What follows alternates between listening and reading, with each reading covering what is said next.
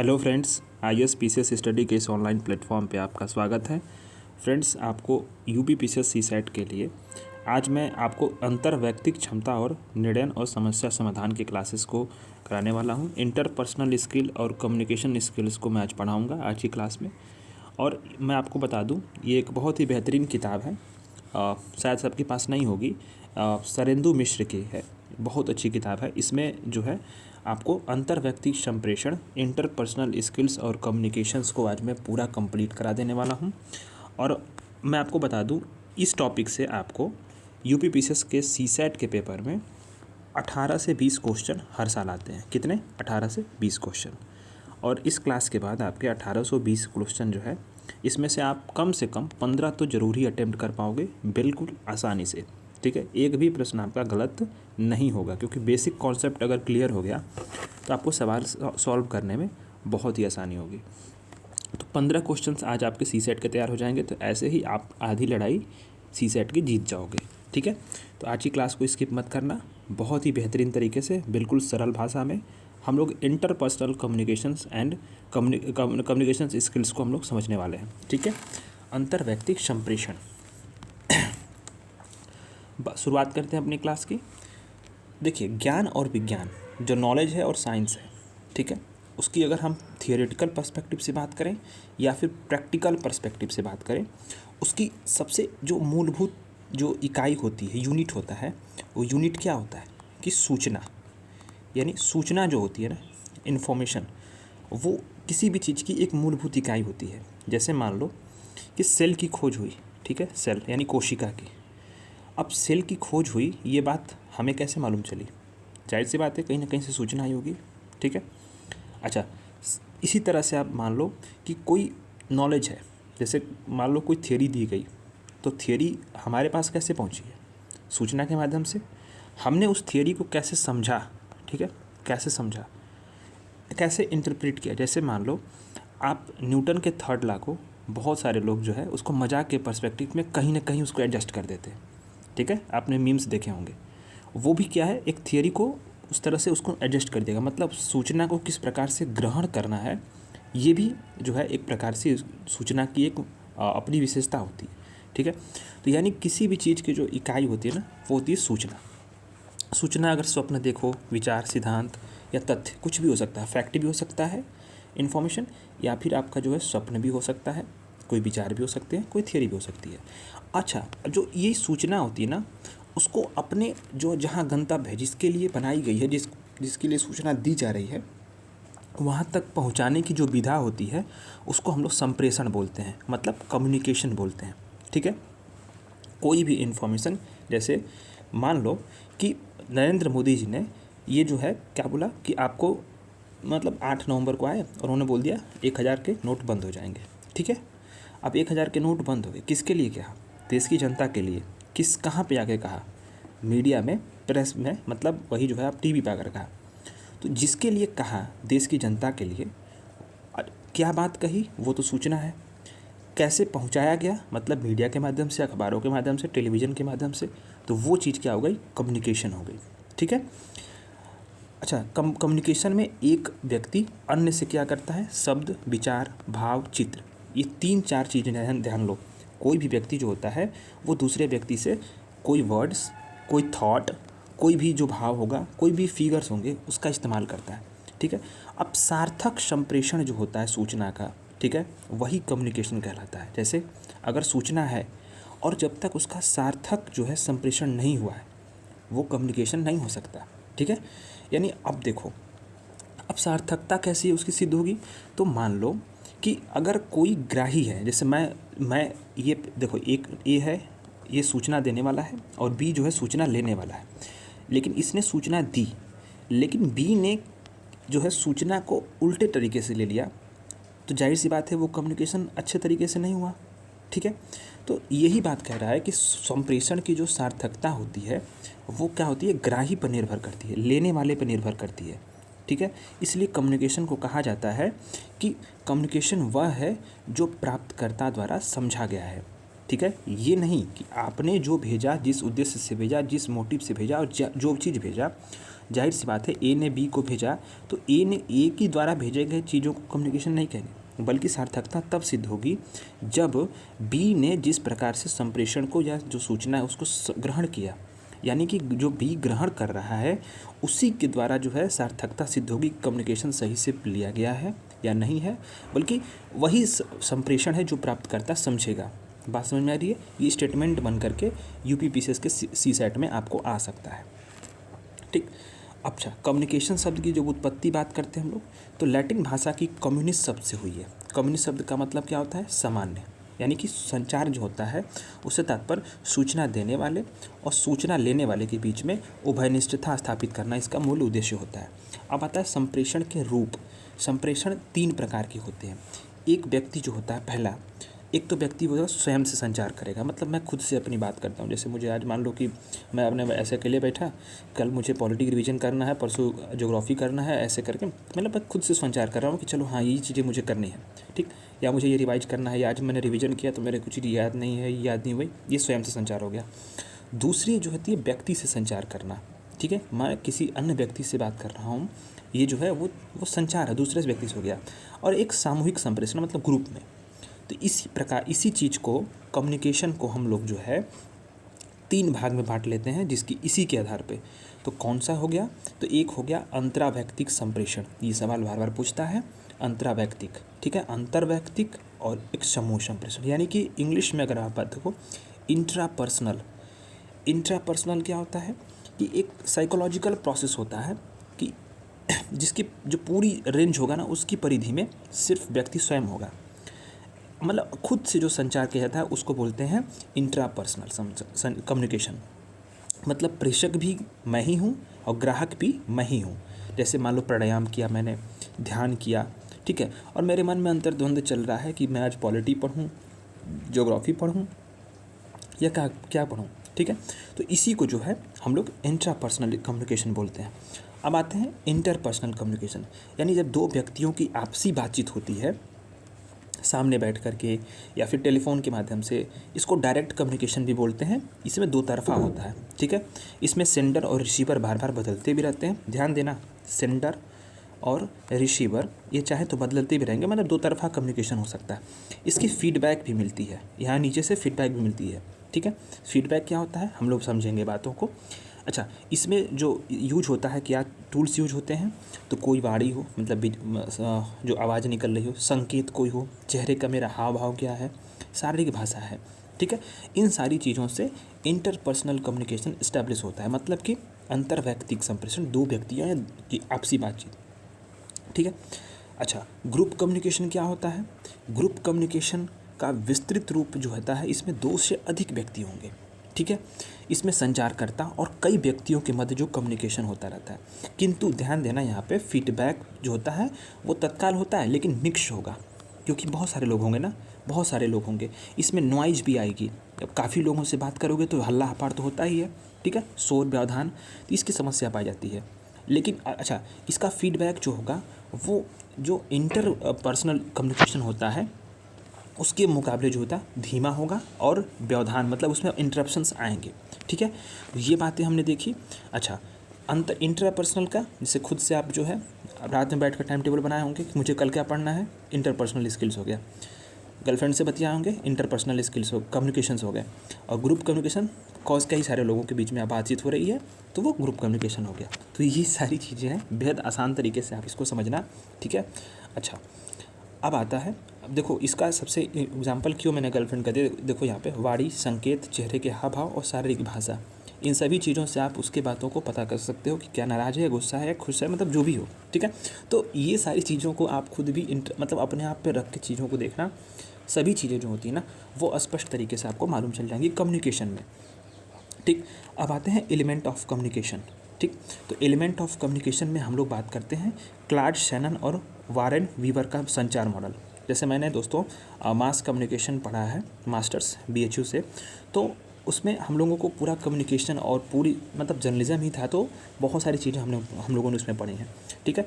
यहाँ पे जो दिया गया है हम बस उतना पढ़ाएंगे, डिटेल में नहीं जाएंगे क्योंकि बहुत सारी थियरियाँ हैं, उसमें उतना नहीं जाना है, ठीक है। तो क्लाड शैनन और वारेन वीवर का संचार मॉडल, ये एक मॉडल बहुत बेहतरीन मॉडल है और सवाल पूछा गया है यूपीपीसीएस के प्रीलिम्स में इस पर, ठीक है। इसी बुक से अगर आप पढ़ लिए ना, इसको मैं जितना मैं क्लास करा रहा हूँ उतना कर लिए ना आप, मैं बता रहा हूँ डिसीजन मेकिंग और इंटरपर्सनल स्किल्स के आपके ही कम से कम 30 क्वेश्चन सही होंगे, सीसेट उसी से पास कर जाओगे आप लोग, ठीक है। तो interpersonal element of interpersonal communications क्या है ये देखते हैं हम लोग। तो कोई भी इंटरपर्सनल कम्युनिकेशन यानी कि दूसरा वाला बात कर रहा है यहाँ पे, कौन सा बात कर रहा है, दूसरा वाला। इंटरपर्सनल कम्युनिकेशन के लिए किसका मॉडल है, तो क्लाड शैनन और वॉरेन वीवर का मॉडल है, ठीक है। इस बात को आप देख लिए। तो इसमें क्या होता है, एक होता है सेंडर यानी सोर्स होता है, ठीक। मान लो ये दो लोगों की बात कर रहा है, दो आपसी लोगों की, तो एक होगा सेंडर सोर्स, ठीक। अच्छा, उसके बाद आती है इनकोडिंग की प्रक्रिया। इसके बाद मैसेज दिया जाएगा, मैसेज किसी माध्यम से जाएगा, फिर वहाँ डिकोडिंग होगी और रिसीवर जो होगा वो रिसीव करेगा, फिर वहाँ पे फीडबैक तत्काल मिलेगा, ठीक है। लेकिन बीच में थोड़ा बहुत नॉइज़ की भी संभावनाएं बनी रहती हैं, मतलब व्यवधान वगैरह। जैसे मान लो बातचीत कर रहे हो दो दोस्त, बीच में मम्मी बुला दी, तो ये व्यवधान भी हो गया एक तरह से, ठीक है, हल्ला पाड़ हो गया। तो ये चीज़ को समझना, एलिमेंट्स क्या होंगे इसमें, तो सेंटर यानी सोर्स जहाँ से कम्युनिकेशन किया जाएगा, एनकोडिंग होगी, उसके बाद मैसेज से जाएगा किसी माध्यम के माध्यम से, वहाँ डिकोडिंग होगी, फिर रिसीवर रिसीव करेगा और फिर वहाँ पे फीडबैक भी देगा उसका, ठीक है। दोबारा फिर बोलेगा कि हाँ ऐसा हुआ ऐसा हुआ, ठीक है। फिर बीच में नॉइज़ की भी संभावना रहती है। ये मॉडल है क्लाड शैनन और वॉरेन वीवर का, ठीक है, ये ध्यान देना आप लोग। अब आता है कि जो संचार होते हैं ना, उसके 8 तत्व होते हैं, हम लोगों ने देखा वही 8 तत्व। तो इन्हीं 8 तत्वों को संख्या याद रखना, ऑप्शन में आपके 7 भी आएंगे, 6 भी आएंगे, 5 भी आएंगे, ठीक है। ध्यान देना आपको 8 तत्व होता है। तो जो हम लोगों ने मॉडल देखा ना, उसी मॉडल को हम लोग अच्छे से पढ़ते हैं। सेंडर यानी कि जो सोर्स होगा, सेंडर होगा, उसको बात करते हैं। तो कम्युनिकेशन की जो प्रोसेस होती है ना, वो सोर्स से प्रारंभ होती है, प्रेषक से, यानी कि सोर्स से सेंडर जो होगा उससे शुरू होगी, जिसके पास जो होता है क्या होता है कि संप्रेषण के लिए अभिष्ट संदेश होता है। मतलब कोई मान लो कि कोई व्यक्ति है, वो संदेश देना चाहता है, सोर्स हो गया, ठीक है। स्रोत जो होता है वो उसका जन्मदाता होता है किसी भी मैसेज का, ठीक। अच्छा, मान लो यहाँ पे एक एग्जाम्पल के तौर पे यहाँ पे चीज़ें दी गई हैं, लेकिन मैं आपको आसान तरीके से बता रहा हूँ। मान लो कोई डीएम है, ठीक है। अब डीएम क्या है, जिले का मुखिया एक तरह से होता है, अधिकारी होता है सरकार की तरफ से। अच्छा, वो क्या करता है, वो मान लो किसी मंत्री का या पीएम का जब मैसेज पढ़ता है तो क्या हो गया, वो प्रेषक होगा। मतलब वो सिर्फ जो है एक माध्यम बन रहा है, किसका, मंत्री का मैसेज सुना रहा है, वो सेंडर नहीं है।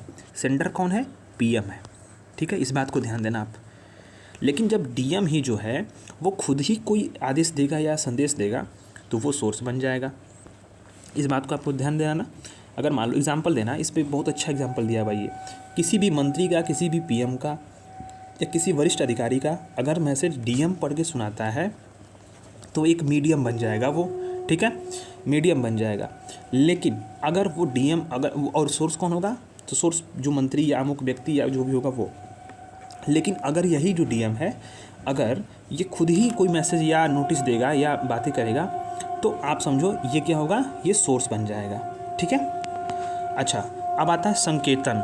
अब एनकोडिंग यानी कि सोर्स जो होता है वो जब सोर्स से वहाँ आवाज़ आ गई, मतलब सोर्स से जो मैसेज चल दिया, तो सोर्स के बाद एनकोडिंग की प्रोसेस आती है। दूसरी मतलब प्रोसेस होती है एनकोडिंग की प्रोसेस, यानी भेजे जाने वाले जो संदेश होते हैं उसको संकेतों के रूप में जो ट्रांसफ़र होता है, रूपांतरण होता है, उसको संकेतन की यानी एनकोडिंग की प्रक्रिया कहते हैं, ठीक है। अच्छा, ये इसमें जो होता है, जो प्रेषक होता है वो संकेतों को क्या करेगा, तंत्रिका आवेगों में परिवर्तित करता है, ठीक है।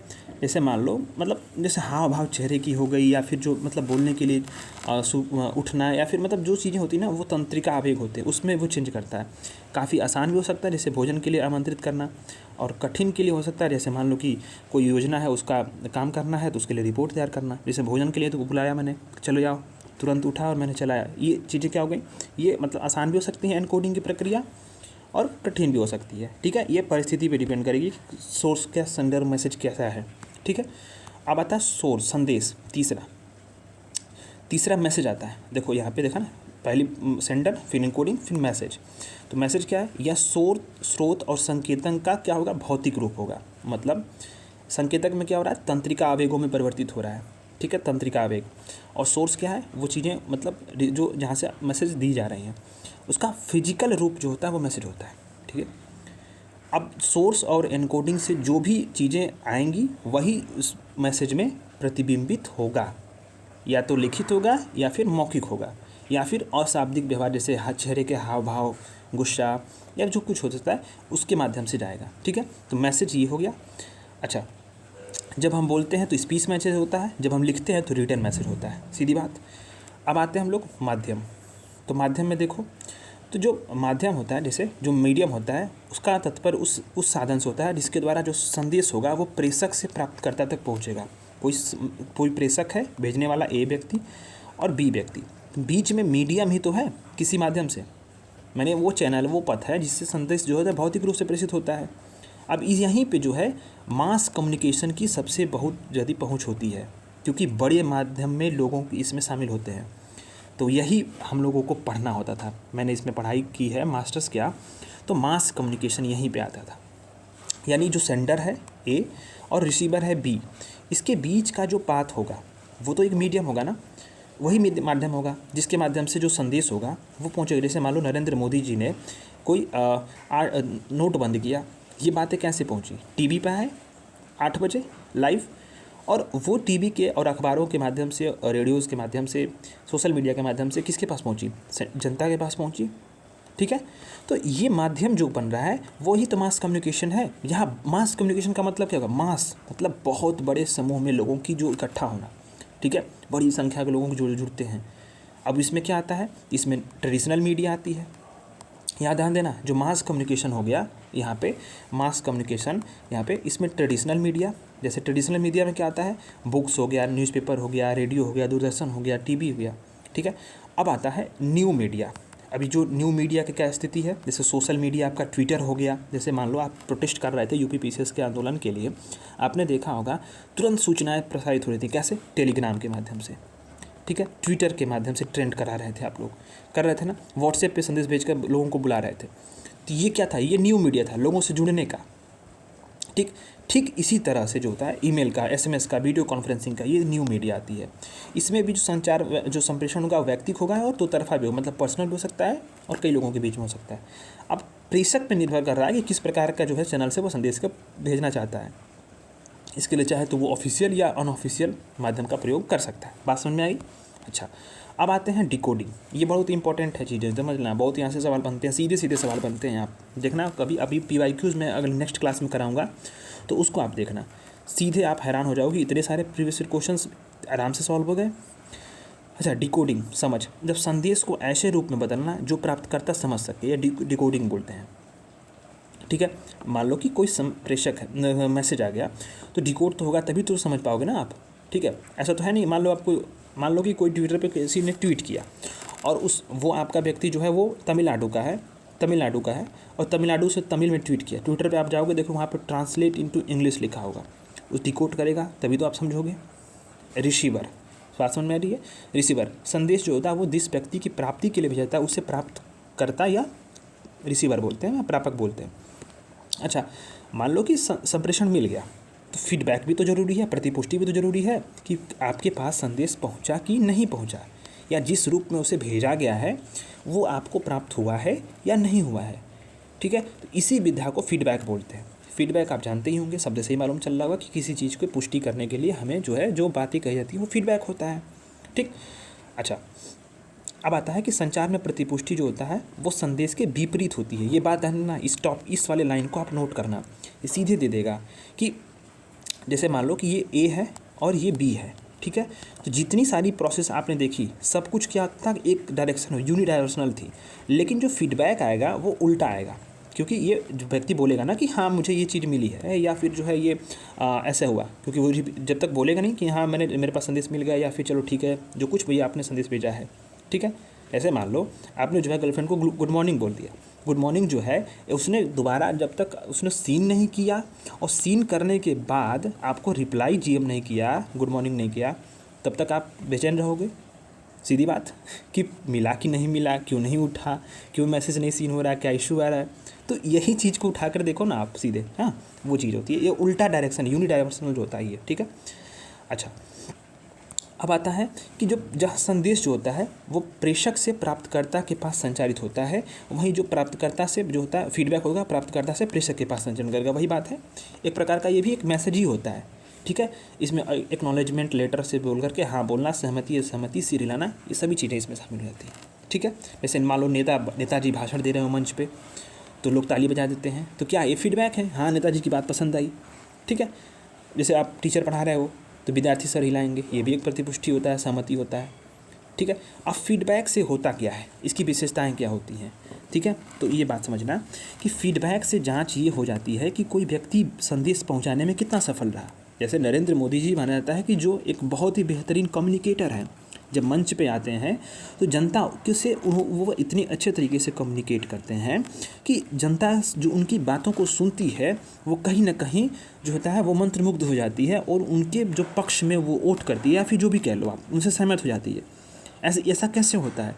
तो आप देखना रैली में खूब बहुत भीड़ होगी, जब कोई बात बोलेंगे वो कम्युनिकेट करेंगे, इतनी सरल सहज तरीके से करेंगे कि जो व्यक्ति होगा वो ताली बजाएगा, ठीक है, वो ताली बजाएगा, या फिर जो है सहमति, मतलब उसके जो व्यक्ति संदेश जितना पहुंचा रहा है, इससे फीडबैक से जांच हो जाती है। फीडबैक जो होता है वो प्रभावी संदेश कितना है, संप्रेषण उसको कितना, कम्युनिकेशन कितना प्रभावी है, इसको भी इंगित करता है।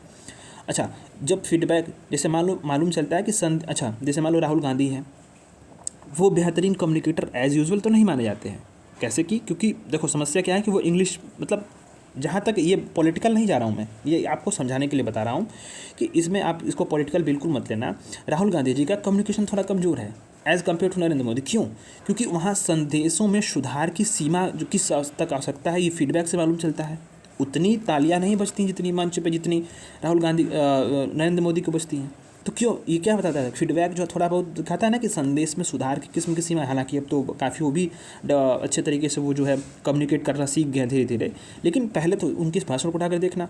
तो ये चीज़ें क्या है, कम्युनिकेशन के बेहतरीन एग्जाम्पल्स हैं। इसको पॉलिटिकल नहीं लेकर के, बिल्कुल आपको समझने के लिए बातें समझनी है, ठीक है। अच्छा, ये पता चलता है कि जो श्रोता है उस पर प्रभाव पड़ा है कि नहीं हुआ है। और एक तरफा संदेश संप्रेषण जो होता है वो प्रतिपुष्टि के लिए अवसर नहीं देता। अब एक तरफा संदेश देंगे तो कैसे भाई मिलेगा? सीधी बात है। जैसे मान लो टेलीग्राम है, टेलीग्राम पे मैंने वहाँ पे आपको कमेंट वाला सेक्शन ऑफ कर दिया, तो मैं सीधे जो भेज रहा हूँ आपको मिल रहा है। आपने क्या बोला, आपकी क्या समस्या है, वो मेरे पास तो आ नहीं रही है। तो एक तरफा कम्युनिकेशन में फीडबैक नहीं होता है, ठीक है। अब आता है कि इसी कम्युनिकेशन में एक शोर आती है, नॉइज़, बाधा। तो बाधा भी आती है। तो संप्रेषण में जो बाधा होती है ना, उसी को बोलते हैं शोर। इस बाधा विकृति या हस्तक्षेप करती है संदेश प्राप्त करने में। इससे क्या होगा, खराब जो शब्द प्रेषण की शब्दावली होगी, या दूरभाष की विकृति हो, जैसे मतलब जिस माध्यम से भेजा जा रहा है उसकी कुछ खराबी हो, या फिर आपका शब्द का जो चयन है या जो आप बोल रहे हो वही खराब है। तो 4 प्रकार के शोर होते हैं। एक होता है भौतिक, शारीरिक, मनोवैज्ञानिक और अर्थ संबंधी शोर। यानी कि यहाँ बात करते हैं हम लोग फिजिकल, साइकोलॉजिकल, ठीक है, फिजियोलॉजिकल और सेमनेटिक नॉइज। ये चारों आपको नोट करने हैं, या फिर आप एकदम रट लो इसको, इस क्लास को बार बार देखना आप, ठीक है। भौतिक शोर यानी फिजिकल नॉइज़, इसको बाहरी नॉइज़। इस सवाल सीधे बनेंगे, ये सभी सवाल जो होंगे ऑप्शंस में बन जाएंगे, ठीक है। अच्छे से पढ़ना इसको। 4 प्रकार के, यानी फिजिकल नॉइज़, इसे बाहरी शोर भी कहते हैं। प्राप्तकर्ता से बाहर का कोई ऐसा उद्दीपक जो संदेश को प्राप्त करने में समस्या उत्पन्न करता है, भौतिक शोर कहलाता है। जैसे मान लो कि लाउडस्पीकर की आवाज़ से संदेश पहुंचने में बाधा होती है। जैसे मान लो आप गांव में रहते होंगे, या फिर शहरों में भी कहीं भी देख लो आप। अक्सर तो मैं देखता हूँ अपने गांव पे, जब रामायण होता है किसी को देखे होंगे ना, रामायण घर पे शादी विवाह में, अभी तो शादी के सीज़न चल रहे हैं, रामायण बहुत ज़्यादा होते होंगे। रामायण देखना, कभी कुछ अर्थ स्पष्ट आएगा आपको कि क्या मंत्र पढ़ रहे हैं, क्या चीज़ गा रहे हैं, बस लय पता चलेगी, क्योंकि इतनी ज़्यादा भयंकर स्पीड में, इतनी तेज़ और इतने ऊंची आवाज़ में लाउडस्पीकर बजते हैं कि जो बात कही जाना चाहिए, जो रामायण के अर्थों को या फिर जो रामायण के मंत्रों को, जो दुहाओं चौपाइयों को जो समझना चाहिए, कुछ नहीं समझ में आता। बिल्कुल आपकी आवाज़ बस भों की आवाज़ आती है, ठीक है। तो ये लाउडस्पीकर ही क्या है कि फिजिकल नॉइज़ उत्पन्न कर रहा है। फिजियोलॉजिकल मतलब इसके अंदर शारीरिक शोर हो रहा है। जैसे मान लो कि शारीरिक अक्षमता है, विकलांगता है, कोई बोल नहीं पा रहा हो, या बहरापन हो, ठीक है, या गूंगापन हो, तो ये क्या है, फिजियोलॉजिकल है, शारीरिक तौर पे ये बाधा है, ठीक है। शोर का मतलब बाधा ही समझ लेना, ठीक है, डिस्ट्रप्शंस। अब आता है फिजियोलॉजिकल, साइकोलॉजिकल, मनोवैज्ञानिक। यानी कि अब क्या है कि मैं पूर्वाग्रह से ग्रसित हूँ। जैसे मान लो कि मैं इस पूर्वाग्रह से ग्रसित हूँ कि राहुल गांधी जो है वो अच्छे वक्ता नहीं है, ठीक है, ये मेरा पूर्वाग्रह है, अरे वो तो अच्छा बोलता ही नहीं है, अरे वो तो छोड़ो, वो, ये मेरा पूर्वाग्रह है। क्योंकि हो सकता है कि वो बेहद अच्छे तरीके से बात करें, हो सकता है कि उनकी बातों में कोई वजन हो या वो जेन्युइन बात कर रहे हों, लेकिन मेरे अंदर पूर्वाग्रह ये है कि वो अच्छे वक्ता नहीं है। तो इससे क्या होगा कि जो बात वो कह रहे हैं उस चीज़ की उस गंभीरता तक मैं नहीं ले जा पाऊँगा या उसको समझ नहीं पाऊँगा। तो ये क्या होगा, साइकोलॉजिकल। ये मैं एग्जांपल दे रहा हूँ, पॉलिटिकली बिल्कुल मत जाना आप लोग, ठीक है। सेमनेटिक वाइज यानी अर्थ संबंधी शोर, यानी एक ही संदेश के भिन्न भिन्न अर्थ निकालना क्या होता है, अर्थ संबंधी शोर होता है। जैसे मान लो कि मैंने आपसे कहा कि मतलब आज आपको जो है 3 चैप्टर पढ़ने हैं, ठीक है, और 3 चैप्टर पढ़ने हैं। तो मान लो कि अब जो चीज़ आप पढ़ रहे होगे, जाहिर सी बात है, जो मान लो आप फिजिकल ज्योग्राफी पढ़ रहे हो तो आप फिजिकल ज्योग्राफी के 3 चैप्टर कोई पढ़ा, कोई मान लो कि आप पढ़ रहे हो बायोलॉजी के 3 चैप्टर कोई इंटरप्ट कर लिया, कोई व्यक्ति बोल दिया, कोई व्यक्ति आप पढ़ रहा है ज्योग्राफी, तो वो ज्योग्राफी के 3 चैप्टर समझ लेगा। या फिर वो कोई व्यक्ति ऐसा भी होगा कि पूछेगा कि किस चीज़ का 3 चैप्टर पढ़ना है, ठीक है। तो ये चीज़ें क्या हुई, एक ही बात मैंने कही और उसके 3-4 अर्थ निकाले गए जो लोगों ने समझ लिया खुद से भी। जैसे मान लो जो ज्योग्राफी पढ़ रहा था वो ज्योग्राफी 3 चैप्टर पढ़ने लग बैठ गया, लेकिन किसी व्यक्ति ने जो चालाक था, जो समझ गया बात को, वो पूछा कि किस चीज़ का 3 चैप्टर पढ़ना है, ये बात बताओ मुझे। तो ये चीज़ें ना, आप इसमें फीडबैक भी आएगा, ठीक है। तो सेमनेटिक नॉइज़, तो ये बातें आती हैं। अब आता है कि संप्रेषण के कार्य क्या है, संप्रेषण करता क्या है। हमने प्रकार तो देख लिया, मतलब प्रोसेस तो देख ली, सारी चीज़ों को प्रकार भी देख लिया। अभी देखेंगे हम लोग यहाँ पे कि संप्रेषण के कार्य क्या है। तो 4 प्रमुख कार्य को करेगा। पहला नियंत्रण करेगा, दूसरा अभिप्रेरणा करेगा, तीसरा संवेगात्मक अभिव्यक्ति करेगा, चौथा सूचना होगा, ठीक है। ध्यान देना, सभी चीज़ों को आप जो है अच्छे से पढ़ते जाओ, क्योंकि यही शब्द जो है सीधे ऑप्शंस में आते हैं, यही सीधे शब्द जो है आपके ऑप्शंस में बन करके आएंगे। तो 4 कार्यों को याद कर लो। एक तो नियंत्रण, कंट्रोल करेगा, अभिप्रेरणा है, इन्फॉर्मेशन है, संवेगात्मक अभिव्यक्ति है, ठीक है। अब क्या होता है, अंतर व्यक्ति जो संप्रेषण होता है वो व्यवहार मूलक होता है, व्यवहार वैलिक। अब कैसे, यह व्यवहार परिवर्तन पे बल देता है। एक तरफ भाषा, दूसरी तरफ जो होगा वो संज्ञान, अभिप्रेरणा, अवबोधन, इन सारी चीज़ें जो होती हैं वो साइकोलॉजिकल प्रोसेस चलती रहती हैं। तो ऐसे में कम्युनिकेशन 2 प्रकार का होता है। कम्युनिकेशन क्या होता है, 2 प्रकार का। क्या, तो एक होगा शाब्दिक, दूसरा होगा अशाब्दिक। इसी तरह से शाब्दिक संप्रेषण भी 2 प्रकार का होगा, एक ओरल होगा, एक लिखित होगा, ठीक है। अब यहाँ पे देखते हैं इसका पूरा वो प्रोसेस। तो देखो ये कम्युनिकेशन है संप्रेषण। इसमें बात आ रही है 2, एक होगा शाब्दिक संप्रेषण यानी वर्बल, दूसरा होगा अशाब्दिक। इसमें अच्छा, अशाब्दिक में क्या होगा, जैसे संकेत के माध्यम से मैंने सहमति में सर हिला दिया, या फिर मैंने ऐसे भौं सिकोड़ ली, या फिर मैं गुस्सा से लाल हो गया, तो मैं ऐसे, ये शाब्दिक हो गया, अरे अशाब्दिक हो गया, ठीक है। ये सबसे प्रभावी होता है क्योंकि सामने दिखता है स्पष्ट तरीके से कि हाँ ये चीज़ है। अच्छा, आप देखना इसका 93% प्रभाव पड़ता है। जैसे सामने बैठ के 2 व्यक्ति बात कर रहे हो और उसके चेहरे के हाव भाव को देखकर आप समझ जाओ कि आप में इंटरेस्टेड है बात करने में, या फिर जो नहीं है, या फिर जो भी चीज़ें हों, ठीक है। तो वो 93% प्रभाव डालता है, ये पूछा जा सकता है सीधे। और शाब्दिक संप्रेषण में वर्बल होता है, इसमें मौखिक होगा, लिखित होगा। तो मौखिक में ओरल और लिखित में रिटर्न। तो मौखिक जो होगा वो सेमिनार हो गया, कोई संगोष्ठी हो गया, या कोई विचार हो गया, या मोदी जी रैली कर रहे हो, या राहुल गांधी रैली कर रहा हो, ये इसमें 7% प्रभाव डालता है। रिटर्न का 0% प्रभाव होता है 2 व्यक्तियों के कम्युनिकेशन में। जैसे मान लो कि मैं व्यक्ति बैठा हूँ, मेरे सामने मेरा दोस्त बैठा हो, मैं उसे लिखित संचार करूँ तो क्या प्रभाव पड़ेगा, उठ के भाग जाएगा, हटो यार तो ये सारी चीज़ें 0% प्रभाव पड़ता है। यानी पूछा जा सकता है कि इसमें कि अंतर व्यक्तिक संप्रेषण में, ठीक है, इंटरपर्सनल कम्युनिकेशंस में लिखित का प्रभाव 0% होता है, स्टेटमेंट बन सकता है सीधे, ठीक है। तो याद रखना आप इसको।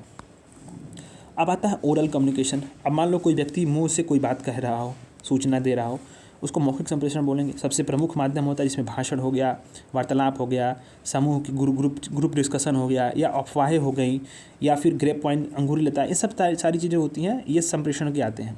और गति और तीव्र प्रतिपुष्टि, याद है ना, स्पीड, इसमें स्पीड और बहुत ही फास्ट फीडबैक जो होता है इसकी विशेषता होती है। इसी कारण से इसमें तेज़ी से सुधार हो सकता है। जैसे मान लो कोई अफवाह है, जैसे मान लो आपका सिलेक्शन हो गया, ठीक है। अब सिलेक्शन की बात इतनी आग की तरफ फैलेगी कि इसमें जो होगा वो स्पीड और जो फीडबैक किस प्रकार का, अरे हाँ यार बहुत पढ़ने में तेज़ था, कोई कहेगा अरे नहीं बहुत मेहनत करता था, वही आप मान लो फेल हो गए, अरे यार वो पढ़ ही कर रहा है, वो तो नौटंकी करता है, वो बस टाइम पास करता है। तो ये सारी चीज़ें जो होती है ना, वो इसमें मौखिक संप्रेषण का आप एग्जाम्पल आप देख सकते हो। सीधे सीधे जो कम्युनिकेशन के सवाल आएंगे, इंटरपर्सनल स्किल्स और कम्युनिकेशन के या डिसीजन मेकिंग के, आप दैनिक जीवन पर रख के आपको देखना है। सभी चीज़ें बिल्कुल आसानी से आपके हल हो जाएंगे सवाल, ठीक है। मौखिक संप्रेषण की सबसे बड़ी कमी यह होती है कि इसमें अनेक लोगों से गुजरने के कारण क्या होता है, व्यापक विकृति होती है। मतलब इसमें डिस्ट्रैक्शंस बहुत ज़्यादा होंगे। जब संदेश अपने जब गंतव्य तक पहुंचेगा तो मूल रूप से काफ़ी भिन्न हो जाएगा। जैसे कि उसमें मान लो कि बात होता है ना कि कोई ए ने किसी बात को कहा कि मेरा सिलेक्शन हो गया, बी ने उसको बढ़ा करके सी से बोला, सी ने बढ़ा करके डी से बोला, डी ने बढ़ा करके ई से बोला, और एफ मान लो पिताजी हैं और एफ से जो है वो चीज़ें आई और बढ़ा करके उनके पास जो संदेश पहुंचा, जो मैंने बी को मान लो ए भेजा, 1 नंबर का भेजा था, ये मतलब उसका लेवल मान लो एक लेवल का, तो यहाँ तक आते आते इनके पास 100 लेवल का पहुँच जाएगा। मतलब और भी बातें बढ़ा चढ़ा के हो जाएंगी। वहीं मान लो मेरा सिलेक्शन नहीं हुआ तो ये ए ने बी से कहा, बी ने उठा तो सी से डी से ऐसे करते करते नेगेटिविटी इतनी भर जाएगी कि आप जो है फीडबैक जब लोगे तो पागल हो जाओगे। तो ये सारी चीज़ें होती हैं, मूल रूप से काफ़ी भिन्न हो जाता है, ठीक है। अच्छा, अब आता है कि जब पद सोपानिक क्रम आता है, इस संदेश का सबसे कम प्रयोग करना चाहिए, ठीक है। मौखिक संप्रेषण के क्या रूप होते हैं, तो फीडबैक बहुत कम मिलता है, 1 to 1 टास्क बहुत ज़्यादा होते हैं, सामान्य मुद्दे पे भागीदारी अधिक होती है, ठीक है। कॉन्फ्रेंसेस होते हैं, एक कॉमन से विचार को अर्जित करने के लिए, मीटिंग होती है किसी डिसीजन के लिए, सेमिनार होता है किसी भी क्रिटिकल एवोल्यूशंस के लिए, ठीक है, आलोचनात्मक मूल्यांकन के लिए, ग्रुप डिस्कशन होता है किसी एक मत को प्राप्त करने के लिए, या समय कम होता है, फीडबैक भी बहुत सुलभ से मिलता है। तो ये सारी चीज़ें जो होती हैं वो मौखिक संप्रेषण के होते हैं। लिखित संप्रेषण की बात करते हैं हम लोग, तो यदि सूचनाओं का शब्दों और प्रतीकों के माध्यम से भेजी जाती है तो वो लिखित संप्रेषण होती है, एक रिकॉर्ड हो जाता है, एक अभिलेख हो जाता है, ठीक है। बाद में इसके रेफरेंस के लिए इस्तेमाल होगा। जैसे मान लो कोई न्यूज़पेपर है, मैं बोल रहा हूँ कि आप समझना इस बात को, जैसे हम लोग जब पढ़ते थे कम्युनिकेशन में तो हम लोगों ने इस बात को समझा था कि न्यूज़पेपर जो होता है ना वो क्यों प्रभावी है, आज भी प्रासंगिक है, क्यों रिलेवेंट है। आप समझना इस बात को। टीवी मीडिया या फिर डिजिटल मीडिया, इसकी कोई अभी भले ही वो चीज़ें चल रही हों, बट इसकी प्रासंगिकता, इसकी जो रिलेवेंसी होती है या एज इसका ट्रस्ट, टूल ऑफ ट्रस्ट को आप यूज़ नहीं कर सकते। क्यों? क्योंकि यहाँ पे मौखिक संप्रेषण होता है और विजुअल्स होते हैं, हाव भाव होते हैं। टीवी वाले कुछ भी बोल देंगे, सोशल मीडिया पे कुछ भी बोल देंगे, बाद में माफ़ी भी मांग लेंगे। लेकिन न्यूज़पेपर क्या होता है, न्यूज़पेपर में चीज़ें क्या होती हैं, वो सूचना शब्दों के माध्यम से आती है, प्रतीकों के माध्यम से छप जाती है, वो रिकॉर्ड हो जाता है एक कि इस तारीख को इंडियन एक्सप्रेस में ये चीज़ें छपी। और वो 50 साल बाद भी आप देखते होगे द हिंदू के अखबार को या द इंडियन एक्सप्रेस को या दैनिक जागरण के किसी भी अखबार को देख लो आप, ठीक है, उसके जो 70-80 साल पहले के जो अखबार है उसकी कटिंग वो बराबर अपने एडिटोरियल पेज के आसपास जो है लगाते रहते हैं कि 70 साल पहले हमारे अखबार ने ये छापा था। वो रिकॉर्ड है, वो चीज़ें चेंज नहीं होती, ठीक है। इसलिए उसको कोर्ट के प्रोसीजर में भी शामिल करते हैं। हालांकि अभी तो टीवी और सोशल मीडिया के भी डिजिटल वीडियो ऑडियो विजुअल को भी शामिल कर लिया गया है, नया जो भारतीय न्याय संहिता आई है, ठीक है। लेकिन पहले जो था वो कोर्ट किसको मानता था, सिर्फ अखबारों को मानता था। तो ये चीज़ें होती हैं, ठीक ना। अच्छा, अब सूचना जो होती वो प्रतीक, जैसे मान लो एग्जाम्पल के तौर पे बेस्ट एग्जाम्पल आप समझ लो, जैसे आप आयोग के सामने प्रोटेस्ट कर रहे थे, सचिव जी आए, डीएम साहब आए, कम्युनिकेशन करना चाह रहे थे, कम्युनिकेशन इस्टेब्लिश नहीं हुआ, अंदर ले जाकर के ग्रुप 1 to 1 कम्युनिकेशन कराना चाहते थे, ठीक है। लेकिन लोगों ने कहा नहीं, आप आइए, बाहर आइए, ग्रुप कम्युनिकेशन करिए। आए बाहर, उन्होंने क्या कहा, परीक्षा रद्द होगी, ये होगा वो होगा, मतलब उन्होंने जो बात कही बिल्कुल अस्पष्ट तरीके से थी कि आखिर क्या होगा। लेकिन जब उसके बाद नोटिस आई तो नोटिस में लिखित बातें थी, उससे स्पष्ट हुआ कि ये चीज़ें हैं। ये बात समझ में आ रही है। अच्छा, अब आता है कि इसका ऑफिशियली महत्व काफ़ी ज़्यादा होता है लिखित का। इसमें लागत अधिक लगेगी, प्रतिपुष्टि कम होती है, इफेक्टिवनेस भी बहुत कम होगी, क्योंकि जिस ऐसे मान लो कि जो नोटिस है, बहुत सारे नोटिस ने मान लो कि कोई नोटिस आ रही है या फिर कोई चीज़ लिखा हुआ है या कोई आर्टिकल है, ठीक है, उसको किस प्रकार से आप समझते हैं ये भेजने वाले पे या लिखने वाले पे तय नहीं करता। आप किस प्रकार समझते हैं आप पे तय करता है, यानी कि प्राप्तकर्ता पर निर्भर है कि वो अर्थ किस प्रकार से उसका निकाल रहा है। एग्जाम्पल के तौर पे इसके लिखित संप्रेषण के कौन कौन से हैं, तो मेमो या ऑफिस ऑर्डर, मतलब मान लो कि कोई अधीनस्थों को डायरेक्शन देने के लिए या निर्देश देने के लिए, ऑर्डर देने के लिए करते हैं, डायरेक्टिवनेस होता है। इसका प्रयोग जो होता है कार्यालय में होता है और इसका अत्यधिक प्रयोग हानिकारक भी होता है। नोटिस, जैसे जो आयोग नोटिस निकालता है तो इसका प्रयोग जो होता है वो समूह की सूचना देने के लिए करते हैं। सार्वजनिक सूचना पट्ट पे जो होता है वो लगा दिया जाता है। बुलेटिन होता है तो उपलब्धियाँ गिनाने में ध्यान देना इसको, उपलब्धियाँ, बुलेटिन्स, जैसे शेयर मार्केट के बुलेटिन्स आते रहते हैं, बड़ी बड़ी कंपनियाँ PSU इस समाचार माध्यम से बुलेटिन निकालती हैं। अब आता है एक ऑर्गेनाइजेशनल पीरियोडिकल्स, मतलब कि जब कोई भी संगठन होता है ना, तो वो अपना बार बार जो होता है वो 10 दिन पे 15 दिन पे एक फिक्स होता है, उसके कुछ निकलते रहते हैं। जॉब परिवर्तन के लिए इसका इस्तेमाल होता है, दैनिक तौर पे भी हो सकता है, हालांकि इसका उपयोग जो होता है वो अपरिहार्य होता है। फैक्स जो होता है आप जानते होंगे, गति के साथ इसकी वैलिडिटी भी काफ़ी अधिक होती है, क्योंकि ये ऑफिशियली जो इसका इस्तेमाल होता है। ईमेल तो आप जानते ही होंगे, ईमेल प्रॉपर जो है त्वरित है और साक्ष्यपूर्ण माध्यम है, तकनीक की आवश्यकता होती है, इसका इस्तेमाल साक्ष्य के तौर पर भी कर सकते हैं। इंस्टेंट मैसेजिंग आप जानते होंगे, मोबाइल SMS, व्हाट्सएप, ठीक है। तो अनौपचारिक संगठन, यानी कि औपचारिक नहीं, अनऑफिशियल में इसका काफ़ी लाभदायक है, लेकिन औपचारिक तौर पर इसे प्रमाणिक नहीं। जैसे मान लो आप आयोग के सचिव जी को मैसेज तो कर नहीं सकते हो, जाहिर सी बात है। फ़ोन करके जो आप बात कर लोगे वो प्रमाणिक क्यों नहीं होगा? क्योंकि आयोग के सचिव जी से या अध्यक्ष जी से आपने बात की, उत्तर प्रदेश लोक सेवा आयोग के, तो ये पब्लिक के लिए कैसे मतलब सुलभ हो सकता है, या ये कन्फर्म जैसे होता है ना कि इनसाइडर लोग न्यूज़ दे रहे थे, इनसाइडर की बात पर भरोसा क्यों नहीं हो रहा था? क्योंकि वो जो था वो इंस्टेंट मैसेजिंग था, वो मैसेज 1 to 1 किया गया था, ठीक है। बात को समझना इसको। लेकिन जब वही नोटिस के माध्यम से आया, ऑफिशियली आया, तो वो प्रभावी हो गया, वो लोगों ने उस पर ट्रस्ट किया कि हाँ चलो परीक्षा जो होगी 22 दिसंबर को ही होगी। लेकिन उसके पहले इनसाइडर्स जो बोल रहे थे भरोसा नहीं हो रहा था, तो वही बातें यहाँ पे की गई हैं। सोशल नेटवर्किंग ऑफिशियली इसका इस्तेमाल नहीं होता, अनऑफिशियली बहुत इसका इस्तेमाल है। आप व्हाट्सएप वगैरह को भी देख सकते हो, सोशल नेटवर्किंग देख लो आप। तो सोशल नेटवर्किंग साइट जैसे फेसबुक हो गया, ट्विटर, इंस्टाग्राम हो गया, यहाँ पे इसमें निजी सार्वजनिक जो उपक्रम होते हैं इसमें तीसरे पक्ष का भी विचार आता है, किंतु इसकी प्रामाणिकता क्या होती है? संदिग्ध मानी जाती है, ठीक है, संदिग्ध होती है। अब आता है नॉन वर्बल कम्युनिकेशन, जिसके प्रभाव सबसे अधिक होता है 93% का। उसमें आप देखो, इसमें संदेश हो गया, हाव भाव हो गया, मौन होना, शारीरिक मुद्रा, चेहरे की अभिव्यक्ति, इन सारी चीज़ों से जो होता है नॉन वर्बल कम्युनिकेशन इस्टेब्लिश होता है।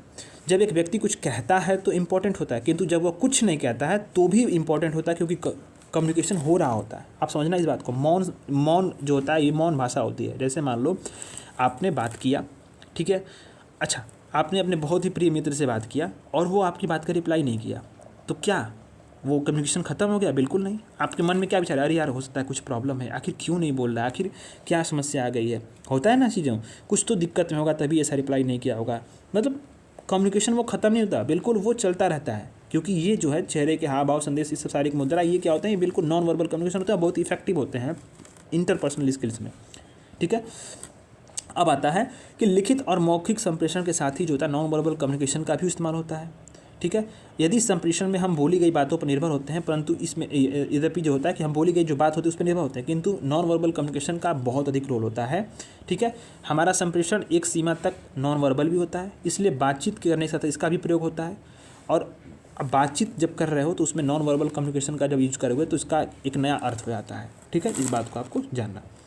तो अब आते हैं कि aspects of non verbal communication, यानी हमने नॉन वर्बल कम्युनिकेशन देख लिया, तो नॉन वर्बल कम्युनिकेशन के भी बहुत इंपॉर्टेंट कुछ पहलू हैं, जहाँ से आप देखोगे प्रीवियस ईयर क्वेश्चन में हर साल इस पे सवाल बने हैं और लोग सोचते हैं कहाँ से सवाल आते हैं। ये आपने देखा इस बुक्स में बहुत अच्छे तरीके से बताया गया है दोस्त, और मैं इसलिए आपको करा रहा हूँ क्योंकि आपके पास समय बहुत कम है। और इस क्लासेस को आप देखना प्लीज़, चैनल को जो अपने दोस्तों के पास भी शेयर करिए, वीडियोस को लाइक करिएगा और अपने फीडबैक ज़रूर दीजिएगा क्लास के बाद, ठीक है। तो इसमें मैं आपको जो है aspects of non verbal communication अब बिल्कुल क्रम वाइज में करा रहा हूँ, आप देखना। यहाँ से काइनेसिक्स को, प्रोसेमिक्स को, क्रोनोमिक्स को, हैप्टिक्स को, पार्श्व भाषा, ये सभी चीज़ें आप जब सीसेट में देखते रहे होंगे तो जाहिर सी बात है बहुत ही आपको जो है ये अजीब सा लगता हो कि ये शब्द क्या है, लेकिन आपने देख लिया नॉन वर्बल कम्युनिकेशन के ये पहलू हैं। और हम लोग जब इसको समझेंगे फिर आप जब सवाल लगाना, मैं आप गारंटी दे रहा हूँ कि 20 सवाल है तो 20 में से 18 सवाल आप सही कर ले जाओगे, सीसेट वहीं काम खत्म उसका, ठीक है। तो शुरू करते हैं हम लोग काइनेसिक्स का। काइनेसिक्स क्या है? काय भाषा, यानी लैंग्वेज ऑफ बॉडी। तो पहला एस्पेक्ट है काइनेसिक्स, इसको हम लोग समझते हैं बहुत ही अच्छे तरीके से। अब काइनेसिक्स को समझने से पहले थोड़ा सा मैं आपको एग्जांपल दे रहा हूँ, कुछ बातें बता रहा हूँ। इसको काइनेसिक्स का मतलब होता है लैंग्वेज ऑफ बॉडी। क्या होता है? लैंग्वेज ऑफ बॉडी, यानी कि जो हमारे शरीर की हाव भाव की भाषा होती है ना, उसको काइनेसिक्स बोलते हैं। ये सब आप बात को ध्यान देना, याद कर लेना इसको। काइनेसिक्स का मतलब लैंग्वेज ऑफ बॉडी। अच्छा मान लो कि कोई अंग्रेज है, ठीक है, अंग्रेज है, इंग्लैंड का एक व्यक्ति है, एक व्यक्ति केन्या का है, और एक व्यक्ति जो है साउथ अमेरिका का है, मान लो ब्राज़ील का है, और एक व्यक्ति इंडियन है, ठीक है, या फिर एक जापानी है। ये आपने देख लिया, चारों पांचों मतलब एग्जाम्पल्स में आप देखो बहुत ही अलग अलग रीजन के लोग हैं। लेकिन अगर आप मान लो कि भाषा क्या है, इसकी तो अलग होगी, इसकी अलग होगी, इसकी अलग होगी, इसकी अलग होगी, इसकी अलग होगी, लेकिन कुछ बातें सेम होंगी। कैसे सेम होंगी? जैसे मान लो गुस्सा करेगा तो इसके चेहरे पे दिखेगा कि हाँ ये गुस्सा कर रहा है। ये हंसेगा तो मालूम चले खुश है, ठीक है। ये व्यक्ति भी अगर गुस्सा करेगा तो उसके चेहरे पे मालूम चलेगा कि ये गुस्सा कर रहा है, ये हंस रहा है, ठीक है, या फिर ये सोच में पड़ गया, ये टेंशन में है। ये बातें भी सबके साथ होंगी। तो कुछ बातें ऐसी सेम होती हैं ना कि भाषा भले हमारी अलग हो, ठीक है, लेकिन हमारे जो शरीर के जो पोस्चर्स होते हैं, हाव भाव होते हैं, गतिविधियाँ होती हैं, मूवमेंट्स होते हैं ना, उसके माध्यम से हम पता कर सकते हैं कि वो व्यक्ति की जो बातें हैं या फिर वो जो नॉन वर्बल कम्युनिकेशन में वो कुछ कहना चाहता है, ठीक है, और शाब्दिक रूप से वो दर्शाना चाहता है। और ये सबके लिए सेम होगा क्योंकि जो है ये हमारे पोस्चर ऑफ बॉडीज़ है। अब हम लोग समझते हैं, बात समझ में आई, ठीक है। तो काइनेसिक्स का मतलब होता है लैंग्वेज ऑफ बॉडी, यानी अशाब्दिक संचार की जो टेक्निक है, इसमें जो संचार करता है उसके द्वारा अगर कोई शारीरिक स्थिति या शारीरिक मुद्रा, पोस्चर, हाव भाव या अन्य गतिविधियाँ होती हैं उसको यहाँ पे दिखाया जाता है। मान लो कि अब यह प्रायः देखा जाए जो संचारक होगा, यानी कोई व्यक्ति जो सेंड करने वाला मैसेज है, मान लो मैं कुछ बोल रहा हूँ, कोई सूचना देते समय हमारी विशेष भाव भंगिमा या शारीरिक मुद्रा बनती है, यही बहुत बहुत कुछ कह देती है। जैसे मान लो आप बात कर रहे हो और आप कुछ कह रहे हो, आप एकदम गुस्सा में हो गए, यानी गुस्से से आप बोल रहे हो, सीधी बात है। आप कुछ बात कह रहे हो, आप हंसने लगे या खुश हो, जाहिर सी बात है आप खुश हो, सीधी बात है।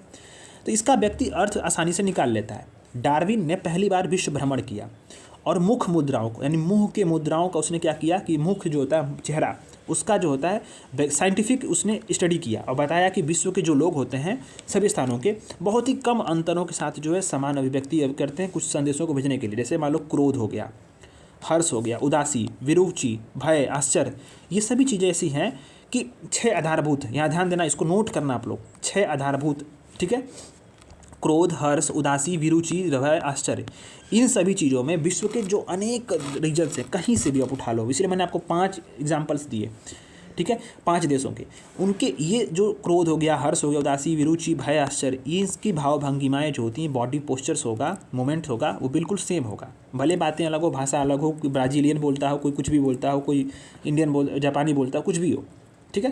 तो अब आते हैं हम लोग प्राइम बॉडी गेस्चर्स और उसका मीनिंग क्या है। जैसे पलक उठाना, पलक उठेगा तो क्या है, गुस्सा या विश्वास होना, या मतलब ट्रस्ट डिस्ट्रस्ट नहीं होगा या गुस्सा होगा तब, ठीक है। नाक रगड़ना या उलझन में होना, ठीक है, नाक ऐसे रगड़ो उलझन में होता है। ताली बजाने का मतलब हौसला बढ़ाना कर रहा हो या समर्थन कर रहा हो। कंधे उचकाना का मतभेद हो गया, ठीक है। आंखें मारना, आँख मारना, ठीक है, तो आँख मारना का मतलब अंतरंगता, ठीक है। उंगली चटकाना, यानी उंगली चटकाने का मतलब अधीरता है, काफ़ी मतलब होता है ना कि हाथ को ऐसे आप पकड़ते रहते हो, यार चलो आज काश मिल जाता, आज तो मैं एकदम इस बॉल पे 6 ही मार देता, ये 4 एकदम होता सीधे, ऐसे ऐसे वह चीज़ होती है ना, अधीरता होता है, चलो नहीं आ रहा है आज ही जो है इस चीज़ को करना है, ऐसे। माथा पीटना मतलब भूल जाना। शिथिल मुद्रा मतलब व्यक्ति वार्तालाप में दिलचस्पी को दिखा रहा है, ठीक है, व्यक्ति वार्तालाप में दिलचस्पी को दिखा रहा है, ठीक है, शिथिल मुद्रा अगर है तो। इसी तरह से अगर आप बात देखो तो बाहें आराम की मुद्रा, मतलब बाहें जो होंगी वो आराम की मुद्रा में हो, तो निष्कपटता और खुलेपन का प्रतीक दे रही हैं। आँखों के मध्य अगर बेहतरीन संपर्क हो रहा है तो एक दूसरे के व्यक्ति में दिलचस्पी हो रही है, ये आप बात जानते होंगे, ठीक है। चश्मा उतार कर रख देना, यानी सुनने की इच्छा नहीं है, ठीक है। आँखें सिकोड़ना यानी कि अस्वीकृति है। गले के पीछे एक हाथ रखना यानी असहमति का प्रतीक है ये सभी चीज़ें आप ध्यान देना, दोबारा पढ़ना आप इसको, वीडियो को बैक करके, ठीक है। अच्छा, अब आता है सिर हिलाना, यानी एक व्यक्ति द्वारा, ध्यान देना आप लोग कि एक व्यक्ति द्वारा दूसरे व्यक्ति द्वारा कही गई बातों में दिलचस्पी दे रहा है या उसके समझ का प्रतीक हो रहा हो, ठीक। आगे झुकने का मतलब है कि श्रोता द्वारा जो वक्ता है उसकी बात में रुचि हो रही है और उसकी एकाग्रता दिखा रहा है। पीछे झुकने का मतलब है कि अत्यधिक आत्मविश्वास का सूचक है या विभ्रांति, उसके मन में कुछ भ्रांतियाँ फैली हुई हैं या फिर अत्यधिक आत्मविश्वास है। अच्छा, बिल्कुल एकदम फ्रेश होने के साथ एकदम खड़ा रहना, एकदम तरोताज़ा होना, ये नहीं आत्मविश्वास का द्योतक है। जैसे आप सैनिक को देखते होंगे, बिल्कुल एकदम स्टैंड बाई पोजीशन में एकदम मस्त से खड़े रहते हैं, तो वो होता है आत्मविश्वास। छाती पर बाह में बाह फंसाना यानी बचाव की मुद्रा में होगा। जेब में हाथ रख कर चलना यानी उदासी का द्योतक है। होता है ना कि आप कभी रील में देखते होंगे, जेब में हाथ डाल के वो ऐसे बनाते हैं सैडनेस वाली मुद्रा, तो वो सैडनेस वाली मुद्रा होती है। गाल पे हाथ रखना चिंता और सोचने का संकेतक होना। नाक को थोड़ा छूना और फिर रगड़ना यानी अस्वीकृति है और शंका है। आँख मलना यानी शंका है और विश्वास है। त्योरी चढ़ाना, उसको बोलते हैं स्क्योरिंग, ठीक है। यानी कि अगर मान लो कोई व्यक्ति उसके कार्यों को नापसंद कर रहा हो, चिढ़ हो रहा हो या उससे क्रोध होने का संकेत है, स्क्योरिंग यानी कि त्योरी चढ़ाना। कुलबुलाहट यानी उग्र व्यग्र होना, ये क्या है, इधर उधर बार बार टहलना, उंगलियों को थपथपाना, सामान्य उचाट, उब, अधीरता, उतावलेपन का संकेतक होता है।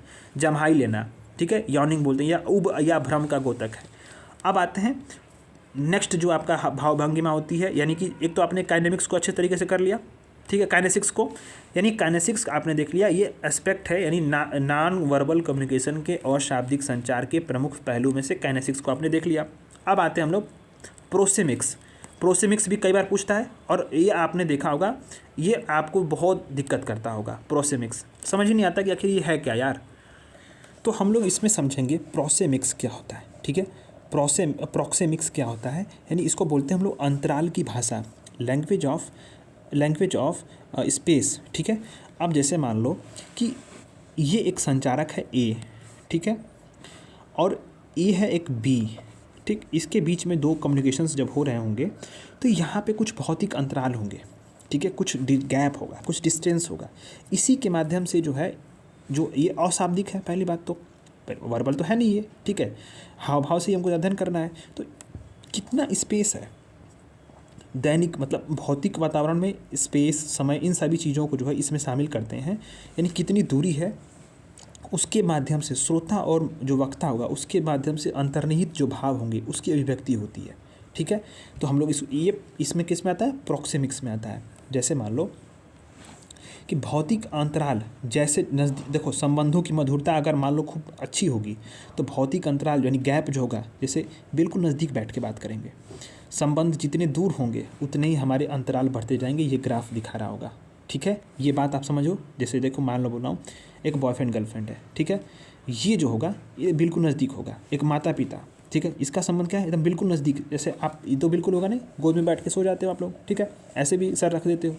लेकिन वहीं एक ऑफिस में या फिर ऑफिस में आप देखो तो यहाँ पे देखो आप, इसमें थोड़ा गैप बढ़ जाएगा, ठीक। इस तरह से आप मान लो मार्केट में हो, थोड़ा और गैप बढ़ जाएगा। पब्लिक रैली वगैरह कर रहे हो, वहाँ गैप और भी बढ़ जाते हैं। तो जो डिस्टेंस, जितना अधिक भौतिक अंतराल बढ़ेगा, संबंधों की मधुरता ये दिखाता है कि उतने कम है, ठीक है। संबंधों की मधुरता अगर नज़दीक होगी, भौतिक डिस्टेंस बिल्कुल कम होगा। यही है प्रोक्सेमिक्स। आसान भाषा में समझ में आ गया, ठीक है। प्रोक्सेमिक्स क्या है, तो नहीं, अशाब्दिक संचार के इस पहलू में होता क्या है, नॉन वर्बल कम्युनिकेशन में, कि जो संचारक होता है और प्राप्तकर्ता होता है, उसके मध्य जो भौतिक अंतराल होता है, डिस्टेंस, फिजिकल डिस्टेंस होता है, उससे मिलने वाले संकेत कितने हैं, उसका हम लोग स्टडी करते हैं। इसीलिए इसको लैंग्वेज ऑफ स्पेस बोलते हैं, ठीक है।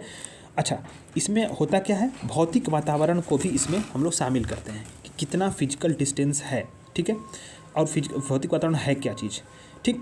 तो इसमें क्या होता है कि इस संचार में होता है वक्ता और श्रोता के मध्यम दूरी का अंतराल कितना है, अंतर्निहित भाव कितने हैं, उसकी अभिव्यक्ति हम लोग यहाँ पे देखते हैं, ठीक है। इससे भी विशिष्ट भाव का संचार होता है। तो जो बॉडी लैंग्वेज थी हम लोगों ने देखा, ठीक है।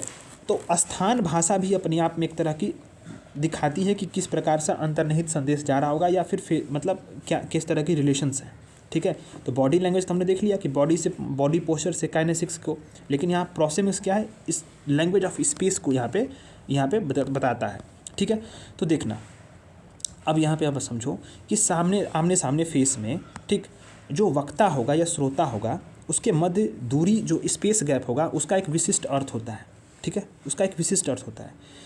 स्थान अंतराल भाषा में होता क्या है कि गोपनीयता या सार्वजनिकता हो, औपचारिकता हो या अनौपचारिकता हो, निकटता है या दूरी है, ये हमारे पर्सनल हैं या सोशल हैं, इन सभी चीज़ों का यहाँ पे संचार हम लोग इस माध्यम से कर लेते हैं, ठीक है। तो अच्छा, अब आप देखो, भौतिक अंतराल जो होते हैं संबंधों की मधुरता में समानुपाती होते हैं, अनुपाती नहीं, समानुपाती। ये स्टेटमेंट आपको सीधे यूपीपीसीएस के सीसेट में आ सकता है कि जो फिजिकल डिस्टेंस होता है वो क्या होता है, संबंधों की मधुरता में, जैसे मान लो संबंधों की मधुरता में क्या होता है, इन्वर्सली प्रोपोर्शनल होता है, ठीक है। ये चीज़ आप मान लो, ठीक है। तो ऐसे मैंने बता दिया, उसको आप समझ लो। अब आता है कि जो भौतिक अंतराल होगा उसके आधार पर संचार हम 4 भागों में उसको डिवाइड करते हैं।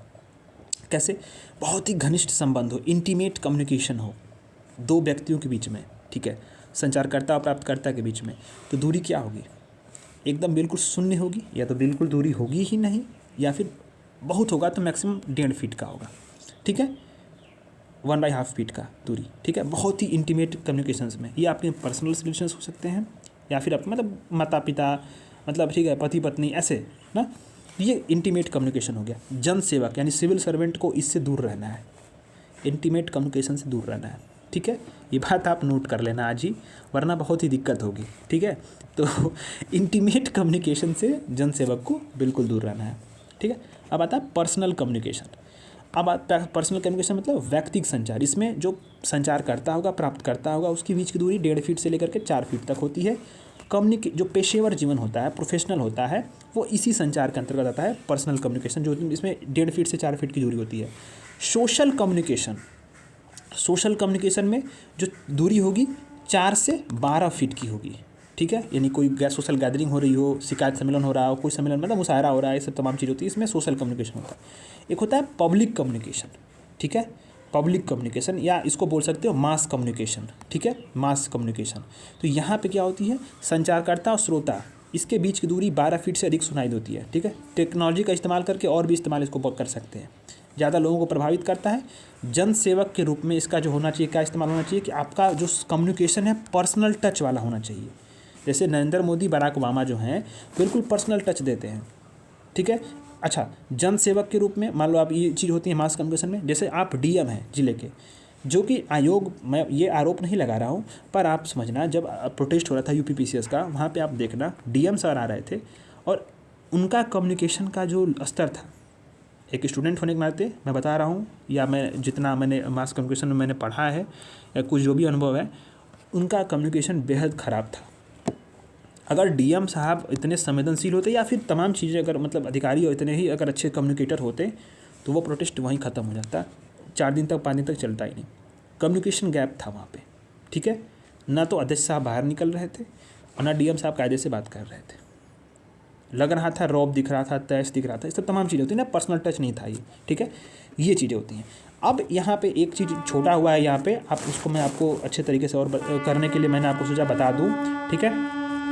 तो उसको आप देखो, तो यहाँ पे मैंने सोचा आपको बता दूँ, एक होता है, अब पब्लिक कम्युनिकेशन के बाद होता है, अब आता है डिजिटल कम्युनिकेशन।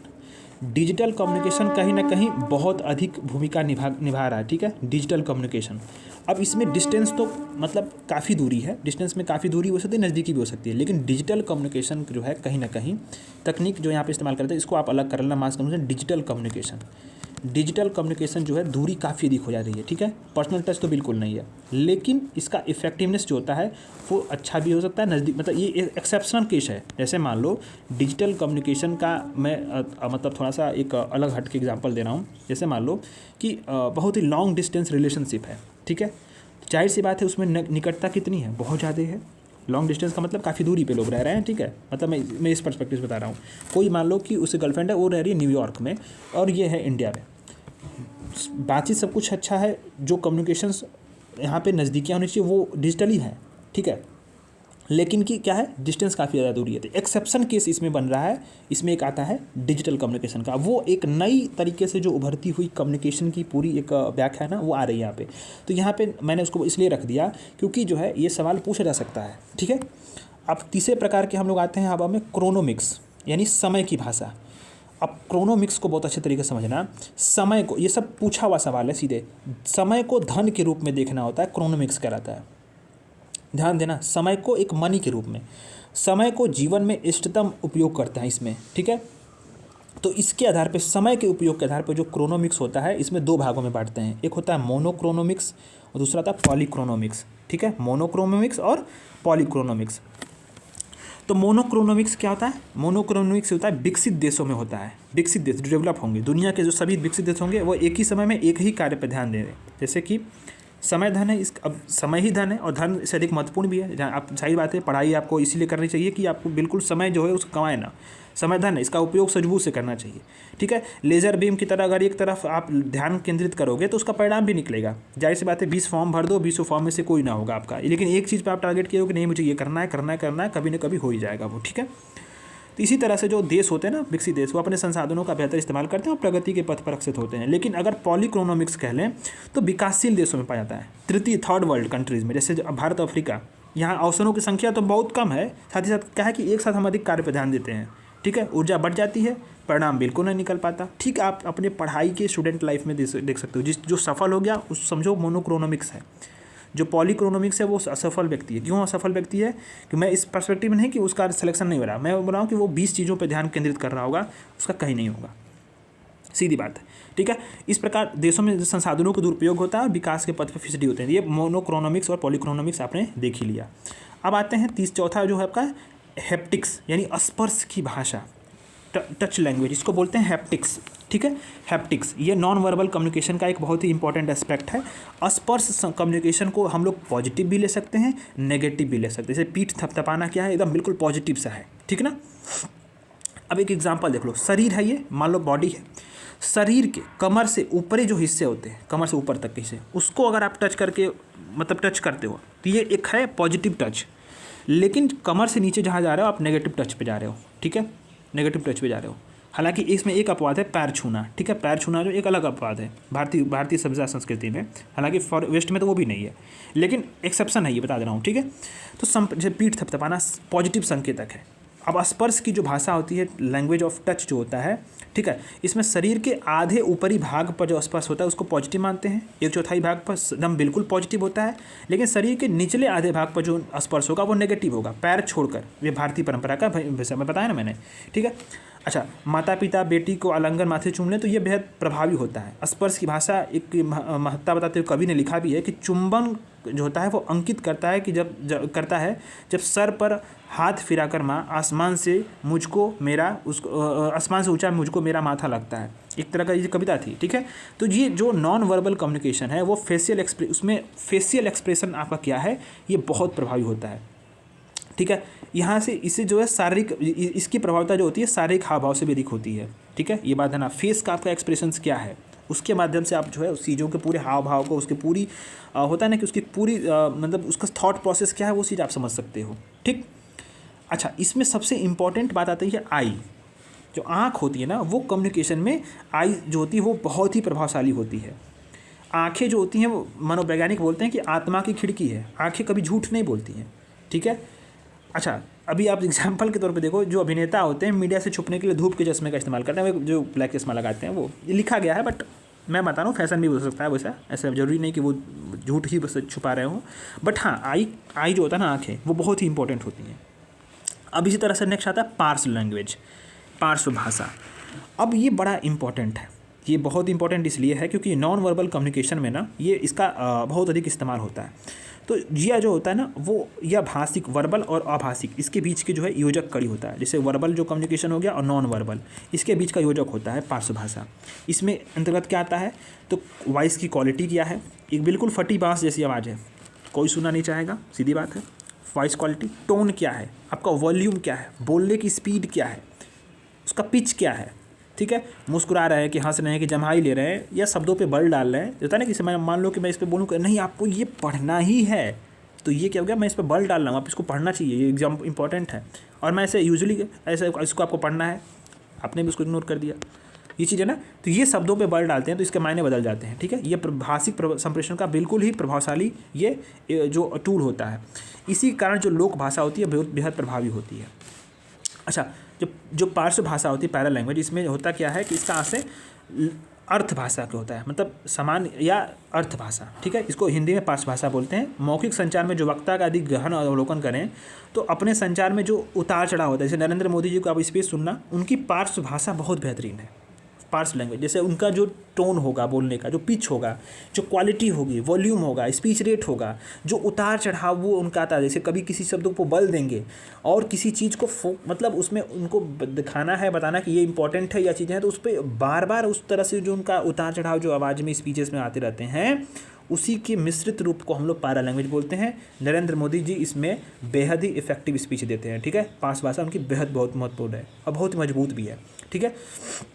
तो इस कम्युनिकेशन के प्रोसेस को इफेक्टिव बनाने के लिए जो हमारी लैंग्वेज ऑफ बॉडी होती है, उसकी भांति ही जो पार्श्व भाषा होती है उसका भी इंपॉर्टेंट रोल होता है, ठीक है। ये हमारी मौखिक अभिव्यक्ति का एक ऐसा ढंग होता है जिसमें शब्दों को शामिल नहीं करते, लेकिन इसको अशाब्दिक संचार का माध्यम कहते हैं।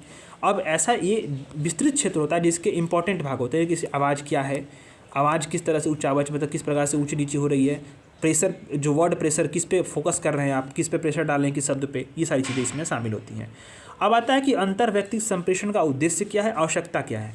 तो अंतर व्यक्तिगत का, ठीक है, यही हमारे टॉपिक में है था ना, अंतर व्यक्तिगत। तो इसका उद्देश्य यही है कि सूचनाओं का हमें आदान प्रदान करना है, विचारों की अभिव्यक्ति करनी है, सूचनाओं को साझा करना है, पॉलिसी नियम कानून नियम बनाने के लिए इस्तेमाल करना है। हमारी जो निजी जीवन है, लोक जीवन, इसमें समस्याओं का समाधान करने के लिए इस्तेमाल होता है। राष्ट्रीय अंतर्राष्ट्रीय मामलों में कोई भी द्वंद्व हो रहा है उसका समाधान करना, क्योंकि इन्हीं समस्याओं का मूल कारण क्या होता है कि कम्युनिकेशन गैप। जैसे एग्जांपल के तौर पे रूस यूक्रेन, रूस के राष्ट्रपति पुतिन जो है यूक्रेन के राष्ट्रपति व्लादिमीर जेलेंस्की से बात नहीं कर सकते और बात कर नहीं रहे हैं, और कम्युनिकेशन गैप है, और जेलेंस्की भी जो है वो रूस के राष्ट्रपति से बात नहीं कर रहे हैं। अगर दोनों देशों के 2 राष्ट्राध्यक्ष अगर मिलकर बात कर लें, इंटरपर्सनल जो कम्युनिकेशन, अंतर व्यक्तिगत संबंध जो है, संप्रेषण है उनका अच्छा अगर हो, युद्ध होगा ही नहीं, सीधी बात है। हमारे यहाँ चाइना और भारत में टेंशन्स क्यों बढ़ रहे थे, क्योंकि यहाँ पे क्या है, अंतर व्यक्तिगत संप्रेषण बिल्कुल नेताओं के बीच में नहीं थे।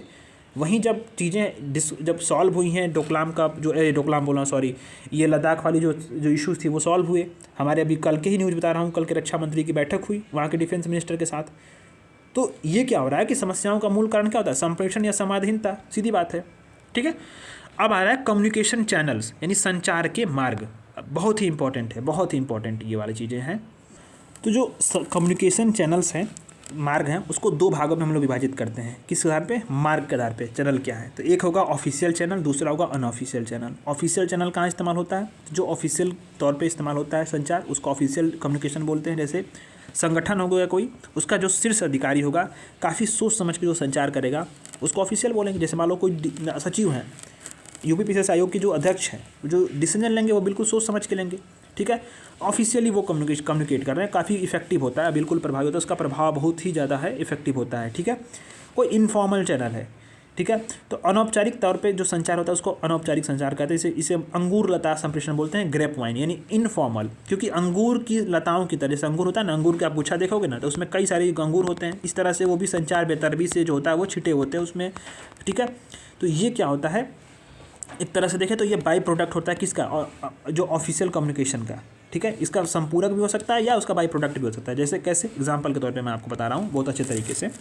जैसे मान लो कि क्या हुआ कि आयोग के अध्यक्ष ने निर्णय ले लिया यूपीपीसीएस 2 दिन में कराई जाएगी एग्ज़ाम्स प्रीलिम्स का, ठीक है। अब यूपीपीसीएस 2 दिन में कराई जाएगी, इसके बाद आयोग के जो कर्मचारी होंगे या फिर जो स्टूडेंट्स होंगे या फिर जो इंसाइडर्स होंगे जो न्यूज़ देते हैं ना आलतू फालतू, वो इसके बाद या फिर जो अन्य लोग हैं, हम लोग स्टूडेंट हो गया या कोई भी टीचर हो गया, अब इसी पे डिपेंड जो है चर्चाएं शुरू हुई। लोग मान लो कि इलाहाबाद में, बनारस में, दिल्ली में, मुखर्जी नगर में, लखनऊ में कहीं बैठ गए और वहाँ 10 लोग मिलकर डिस्कस कर रहे हैं। क्या डिस्कस कर रहे हैं, यार बहुत ख़राब होगा, नॉर्मलाइजेशन हो सकता है, तो फिर अच्छे लोग बाहर हो जाएंगे, तो फिर ये होगा वो होगा। ये क्या है, बेतरतीब तरीके से सूचनाएँ, 10 पॉइंट्स हैं सबके पास, लेकिन छिटी हुई हैं, कोई मतलब नहीं उसका, और इसी पे डिपेंड है। यही हो गया आपका जो है फॉर्मल चैनल, इनफॉर्मल चैनल, यही बात कहना चाह रहा है, ठीक है, सीधी बात। अच्छा, ऑर्गेनाइजेशन क्या है, 2 शब्दों से मिलकर बना है संगठन, सम और गठन, यानी इसका मतलब क्या होता है कि मिलजुल कर अच्छे कार्य को अच्छे ढंग से करना। इसमें इसका तत्व क्या होता है कि कार्य का एक निश्चित उद्देश्य होगा, सहयोग की भावना होगी और अनेक व्यक्तियों द्वारा इसको संपादित किया जाएगा ऑर्गेनाइजेशन, ठीक है। कोई भी ऑर्गेनाइजेशन होगा तो उसका उद्देश्य ये होता है कि मतलब मेरे एक उद्देश्य ये ऑर्गेनाइजेशन है कि मान लो कि हमें गरीबों की सेवा करनी है, इसके लिए मैंने संगठन बना लिया। अब इसमें करना है काम, तो उसमें सहयोग की भावना होनी चाहिए कर्मचारियों के बीच में, और अनेक व्यक्ति मिलकर इस कार्य को करेंगे, तभी तो संगठन चलेगा, सीधी बात है। तो संगठन 2 प्रकार में होता है, एक होता है ऑफिशियल फॉर्मल ऑर्गेनाइजेशन और दूसरा होता है अनौपचारिक। अच्छा, ऑफिशियल क्या होता है कि 2 या 2 से अधिक व्यक्तियों को जानबूझकर किसी एक निश्चित लक्ष्य की ओर जाना हो तो औपचारिक संगठन कहलाएगा। यानी अब इसमें क्या होता है कि इसको जानबूझ के बनाते हैं और मनुष्यों की अपेक्षा कार्यों पर अधिक ध्यान होता है इसमें, ठीक है। हमें किसी एक लक्ष्य की तरफ जाना है फॉर्मल ऑर्गेनाइजेशन का, ठीक है, ये बातें हो गई। अच्छा, ये जो फॉर्मल ऑर्गेनाइजेशन होता है वो क्या होता है, एक सिद्धांत होगा, उसका एक सिद्धांत होगा, उस पर खड़ा होगा। अब प्रत्येक स्तर पर क्या होगी, जो स्थिति होगी, जो अधिकार होंगे और जो रिस्पॉन्सिबिलिटी होगी वो डिफाइंड होगी कि आपको ये करना है, आपकी ये रिस्पॉन्सिबिलिटी है, ये आपकी जवाबदेहिता होंगी, ये सारी चीज़ें होंगी। अधिकार के प्रत्यायोजन पर आधारित होंगे, लिखित आचार संहिता होगी, श्रम का विभाजन होगा, आदेश जब एक ऊपर से आ रहा है या नीचे से आ रहा है तो उसकी एक जो है एकता होगी, पद सोपान हायरार्की बहुत अच्छे तरीके से होगी। ये इन सिद्धांतों को यहाँ पे फॉर्मल ऑर्गेनाइजेशन में अनिवार्य माना जाता है। ये अव्यक्तिगत होगा, व्यक्तिगत तरीके से यहाँ पे काम नहीं होंगे, ठीक है। कानूनी इसकी मान्यता भी होगी और ये अस्थायी भी रहेंगे। ठीक है, किसकी अपेक्षा? इनफॉर्मल यानी अनौपचारिक संगठनों की अपेक्षा स्थायी भी रहेंगे। ये हो गया औपचारिक संगठन, हमारा एक उद्देश्य है। ठीक है, जैसे ईपीएफओ क्या है?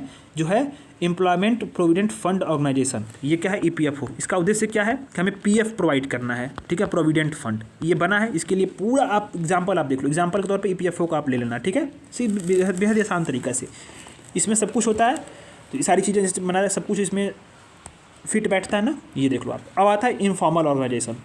अब किसी संगठन के भीतर जो है वो बाहर कार्य करने वाले व्यक्ति या समूहों के मित्र जो गैर सरकारी या जो अनऑफिशियली जो संबंध होते हैं वो निकल के आ जाते हैं। अब इनका क्या होता है कि इन औपचारिक संगठनों को, इनको औपचारिक संगठन कहा जाता है। अब इनके बीच में अनऑफिशियल कम्युनिकेशन होगा। ठीक है, और जो प्रत्येक औपचारिक संगठन होंगे उसके मध्य क्या होता है? सदस्य जो होंगे, जैसे मान लो कि कोई रेलवे की कोई बॉडी, मान लो रेलवे है। ठीक है, रेलवे है, उस पर कर्मचारी काम करते हैं, लेकिन रेलवे के कर्मचारियों के मध्य क्या होगा? एक अनऑफिशियल संगठन बन जाएगा। अनऑफिशियल क्या होगा? तो क्यों बनेगा? क्योंकि रेलवे के सभी कर्मचारी एक हैं, तो उनके लिए होता है ना, जैसे ये स्टूडेंट यूनियन हो गया, या फिर जो है ये कर्मचारी का जो है वो इनका यूनियन हो गया, फिर शिक्षक संघ हो गया, जो शिक्षक होते हैं उनका भी एक संघ होता है। ठीक है, तो ये क्या है? इनके अनौपचारिक संगठन है। किसके? फॉर्मल ऑर्गेनाइजेशन के कर्मचारियों में से ही जो होंगे वो इनफॉर्मल जो है ऑर्गेनाइजेशन बना लेते हैं। क्यों? क्योंकि इनके जो हित होते हैं वो समान होते हैं। अच्छे तरीके से टाइम पे जो होता है वो समय, उनको वेतन चाहिए, अच्छे पदोन्नति चाहिए, प्रमोशन चाहिए, उनके जो सामाजिक संबंध होंगे और मानक होंगे वो भी एक सेम होते हैं। ठीक है, तो मानवीय व्यवहार पे यहाँ पर अत्यधिक बल होता है और व्यक्ति का प्रभाव बहुत इंपॉर्टेंट होता है। कोई व्यक्ति इसमें नेता बन जाएगा, इसको मानवतावादी संगठन भी कहते हैं, और ये अस्थायी होते हैं, टूट भी सकते हैं। ठीक है, तो कम्युनिकेशन इन फॉर्मल ऑर्गेनाइजेशन। अब बात आती है कि जो फॉर्मल ऑर्गेनाइजेशन जो मैंने पहले वाला बताया उसमें कम्युनिकेशन कैसे होगा? तो उसमें 3 प्रकार से कम्युनिकेशन होता है। जो फॉर्मल, जैसे ईपीएफओ हो गया, मैंने बताया ना एग्जांपल के तौर पे। ठीक है, तो उसमें कम्युनिकेशन 3 प्रकार से होगा। एक तो वर्टिकल, दूसरा लेटरल और तीसरा जो है डायगोनल। ठीक है, यानी कि ऊर्ध्वाधर, क्षैतिज और तिर्यक। बात समझना, जो चीज़ मैं कहना चाह रहा हूँ। देखो, संचार के मार्ग यहाँ बताया मैंने ना कि कम्युनिकेशन के मार्ग क्या है। तो ऑर्गेनाइजेशन बताया कि जो ऑर्गेनाइजेशन के आधार पे जो है 2 भाग करेंगे। ये फॉर्मल चैनल नहीं, संचार के जो भाग होते हैं कम्युनिकेशन चैनल, उसको बताया गया। फिर एक होगा फॉर्मल, दूसरा होगा इनफॉर्मल। ठीक है, तो जो फॉर्मल और इनफॉर्मल होगा तो यहाँ पे मैंने बता दिया। अब इसके बाद होता है कि संगठन। अब संगठन क्या होता है? संगठन 2 प्रकार का होगा, एक फॉर्मल, एक होगा इनफॉर्मल। ठीक है, अब फॉर्मल में कैसे होता है कि इसमें फॉर्मल में कम्युनिकेशन कैसे होगा, यहाँ बात की जा रही है। तो एक होगा ऊर्ध्वाधर, दूसरा होगा क्षैतिज, तीसरा होगा डायगोनल, यानी तिर्यक के आरेख ही इसको बोलेंगे। तो जो ऊर्ध्वाधर वर्टिकल होगा उसमें, वर्टिकल जैसे होता है उसमें आरोही भी हो सकता है, ऊपर की तरफ भी और नीचे की तरफ भी, डाउनवर्ड भी हो सकता है। यही आपकी इसमें बातें की गई हैं। अब आता है यहाँ पे, अब ये देखो, हाँ, अब आता है कि अब इसमें फीडबैक के आधार पे जो होता है, देखो इसमें संचार को 2 भागों में बांट सकते हैं। एक होगा एक पक्षी संचार, दूसरा द्विपक्षीय संचार। ठीक, तो एक पक्षी संचार में आप देखना इसको अच्छे तरीके से। इसमें मैंने आपको बताया था ना कि स्टार, जो ये आप बात समझ रहे हो ना कि जो ये पूरा आपका जो फॉर्मल कम्युनिकेशन बता रहा है ऑर्गेनाइजेशन में, इसी को समझना। ऑर्गेनाइजेशन के मैंने बताया था इसमें फॉर्मल होगा और इनफॉर्मल होगा। तो हम लोग फॉर्मल ऑर्गेनाइजेशंस में देखा था कितने प्रकार से जो होता है वो संचार हो सकता है। तो मैंने बताया कि आपके हॉरिजॉन्टल होगा, वर्टिकल होगा और डायगोनल होगा। अब इसी जो हॉरिजॉन्टल, वर्टिकल, डायगोनल के लिए कितने प्रकार के नेटवर्क होते हैं? इसी कम्युनिकेशन को इस्टेब्लिश करने के लिए फॉर्मल ऑर्गेनाइजेशन में, जैसे ईपीएफओ का मैंने एग्जांपल दिया, कितने नेटवर्क होंगे? तो 6 नेटवर्क होते हैं। कौन कौन से? तो इसी 6 नेटवर्क पर यूपीपीसीएस प्रीलिम्स में, सीसेट में सवाल बहुत आते हैं। आपने प्रीवियस क्वेश्चन उठा के देखा होगा तो आपको पता होगा। ठीक है, तो स्टार व्हील कम्युनिकेशन नेटवर्क। अब आप समझो, स्टार व्हील कम्युनिकेशन नेटवर्क का मतलब यह है कि जिस कम्युनिकेशन में कोई एक प्रभुत्व संपन्न सुप्रीम ऑफिसर एक्स है, मान लो चीफ सेक्रेटरी है, ठीक है, या जो प्रिंसिपल सेक्रेटरी है, ठीक है। अब उसके आसपास जो अधीनस्थ होंगे उनका एक अपना जो है चक्रीय रूप से घेरा रहेगा। जैसे मान लो बिल्कुल सेंट्राइज, जैसे मान लो कि ये चीफ सुप्रीम ऑफिसर है, ठीक है, उसके आसपास जो होंगे एक होगा मान लो उसका जो सेक्रेटरी हो गया, ये प्रिंसिपल सेक्रेटरी हो, सेक्रेटरी हो गए 4-5, ये लोग मिलकर क्या करेंगे, बिल्कुल जो है डिसीजन लेंगे, ठीक है। लेकिन इसमें ये बिल्कुल ध्यान देना है, एक तारा होता है और ये बिल्कुल सेंट्रलाइज नेटवर्क होता है। तारा नेटवर्क बिल्कुल सेंट्रलाइज, इसमें सभी लोगों का जो सांस कहाँ आकर अटकेगी, एक्स वाले पे, यानी जो सुप्रीम है। अब इसमें संप्रेषण के लिए वरिष्ठ अधिकारी से लोग जुड़े रहते हैं अधीनस्थ, लेकिन आपस में कोई भी कम्युनिकेशन नहीं होगा आपस में, ठीक है। क्यों? क्योंकि इसमें क्या होता है कि जो प्रभुत्व संपन्न अधिकारी एक्स होगा वो आदेश करेगा, तुम ये काम करो, तुम ये काम करो, तुम ये काम करो, तुम ये काम करो, आज की फीडबैक क्या रही, आज की फीडबैक क्या रही, आज की फीडबैक क्या रही, आज की फीडबैक क्या रही, ये चीज़ें ऐसे होती हैं। इसमें आपस में कम्युनिकेशन नहीं होता, लेकिन ये संप्रेषण की प्रजातांत्रिक शैली नहीं है, क्योंकि इसमें प्रभुत्व संपन्न अधिकारी का प्रभाव दिखता है। जैसे कुछ होता है ना, कुछ अधिकारी कुछ विभाग से नाम नहीं लेना चाहिए, बट कुछ विभाग के अधिकारी ऐसे होते हैं जो कि सीधे सीधे जो होते हैं अपने अधीनस्थों पर ऐसे ही प्रभाव डालते हैं सीधे, ठीक है। फिर भी जो होता है एक यूनिट संभालने के लिए इस्तेमाल होता है, इसे काउंसिल ऑफ मिनिस्टर होंगे, इसी का इस्तेमाल हो। जैसे मान लो मिनिस्टर, काउंसिल ऑफ मिनिस्टर में मुख्यमंत्री बैठे हुए हैं, मंत्री जी को आदेश किया ये आप काम करिए, ये काम करिए, ये काम करिए, ये काम करिए, ऐसे। तो ये जो होगा इनका प्रभुत्व दिखता है, ठीक है। स्टार व्हील कम्युनिकेशन नेटवर्क में अब आता है श्रृंखला चेन नेटवर्क। तो चेन नेटवर्क में देखो तो इसमें क्या होता है कि पद सोपानिक हेरारिकल तौर पर जो होगा वो निर्देश जो होगा या तो ऊपर जाएगा या तो नीचे आएगा, ठीक है। अच्छा, ये बिल्कुल कठोरता से लागू होता है। अब इसमें जो सदस्य होगा, ध्यान देना है, केवल अपने निकटतम संदेश से ही कम्युनिकेशन करेगा। इसमें फेस टू फेस हो सकता है या 1 by 1 भी हो सकता है, ठीक है। लोकतांत्रिक प्रणाली में यहाँ इस्तेमाल बिल्कुल कम होता है, लेकिन हिरार्किकल लेवल पे देखते हैं प्रॉपर चैनल से इसमें संचार शामिल होता है। जैसे एग्जाम्पल के तौर पे आप देखोगे तो देखो कोई एक्स व्यक्ति है, ये सुप्रीम लीडर है, ठीक है, सुप्रीम ऑफिसर है, इसने कम्युनिकेट किया इस व्यक्ति से, ठीक है, और इस व्यक्ति से कम्युनिकेट करके बाद इसने इससे फीडबैक भी लिया और इसने जो है फिर अपना जो है नीचे फीडबैक दिया, फीडबैक लिया। ऐसे ही इसी प्रकार से इसने क्या किया, एक्स व्यक्ति ने इससे किया, लेकिन ये एक दोनों आपस में बात नहीं कर रहे हैं, बात कौन करा, सीधे एक्स से वो, ठीक है। ये चीज़ें हो गई। जैसे पंचायती राज विभाग का मान लो सेक्रेटरी है, उसने क्या किया कि जो है इस ए लेवल के सेक्रेटरी से बात किया और यहाँ बी लेवल सेक्रेटरी से बात किया, ठीक है। इसको निर्देश दिया कि आप ये काम करो, इसको निर्देश दिया आप ये काम करो, इससे फीडबैक, लेकिन आपस में ए और बी जो है इस पर डिसीजन नहीं ले सकते या बात नहीं कर सकते। बात करने का मतलब इन द सेंस कि आप डिसीजन नहीं ले सकते, ये सब चीज़ें नहीं कर सकते, ठीक है, कम्युनिकेट नहीं कर सकते इस मामलों पर, ठीक है। ये चीज़ आती हैं। अब आता है वाइस शिप कम्युनिकेशन, जब अंतर विभागीय स्तर का जो प्रचलित संचार, जैसे मान लो ध्यान देना, यह क्या होता है कि अंतर विभागीय स्तर पे एक बिल्कुल भी प्रचलित संचार होता है, कम्युनिकेशन होता है। जैसे मान लो कोई योजना बनाई जाए या कोई कार्य किया जाए, इसका प्रभाव क्या होता है कि अनेक विभाग में पड़ता हो, ठीक है। तो इस प्रकार का संचार नेटवर्क का इस्तेमाल होता है। जैसे मान लो कि वॉइस शेप कम्युनिकेशन में एक्स क्या है, एक्स जो है ये एक जो है एक्स सुप्रीम ऑफिसर हैं, ठीक, लेकिन इसका इस्तेमाल जो है इसका प्रभाव काफ़ी अधिक पड़ रहा है। जैसे मान लो एग्जाम्पल के तौर पे आपको बता रहा हूँ कि एग्जाम्पल के तौर पे यूपी गवर्नमेंट ने किया कि आपको जो है किसी भी मतलब सरकारी अधिकारी को या फिर मतलब जो होता है ना कि ये बहुत सारे ऑफिसर्स को, ठीक है, नीली बत्ती या फिर जो होता है ना हूटर का इस्तेमाल नहीं करना है, हूटर का इस्तेमाल नहीं करना। इस सुप्रीम अथॉरिटी ने जो है ये आदेश कर दिया, ठीक है, या फिर ये मान लो या फिर सुप्रीम अथॉरिटी ये मान लो कोई, ठीक है। इसका प्रभाव क्या पड़ रहा है, दूसरे ऑर्गेनाइजेशंस पे भी पड़ रहा है, दूसरे संस्थानों पे भी पड़ रहा है, दूसरे विभागों पे भी पड़ रहा है। ये वाई शेप हो गया, ठीक है, वाई शेप हो गया। इसको मान लो कि ये सुप्रीम अथॉरिटी है X1, इसने आदेश दिया इसको भी और नीचे भी दिया अधीनस्थों को, ठीक है। तो इससे क्या हुआ कि कई सारे ऑर्गेनाइजेशंस पे भी जो है अब इसके जो ऑर्गेनाइजेशंस के चेन होंगी, इसके ऑर्गेनाइजेशन की चेन होंगी, सब पे प्रभाव पड़ेगा, ये नीचे भी पड़ेगा और ऐसे भी पड़ेगा। तो ये बेस्ट एग्जाम्पल है जो हूटर का इस्तेमाल ना करना यूपी में। तो ऐसे चीज़ें होती हैं। उल्टा इन्वर्टेड, जब संगठन में क्या होता है कि एक तरह के अधिकारियों में विश्वास या उसका अभाव हो, जो होता है ना कि परस्पर विश्वास का अभाव हो, तो होता क्या है कि ऊपर के अधिकारियों में या उनके अधीनस्थों में विश्वास का अभाव हो, तो इस प्रकार का संचार नेटवर्क होता है। जैसे क्षेत्रीय प्रशासन में सबसे अधिक ये कम्युनिकेशन पाया जाता है, ठीक है।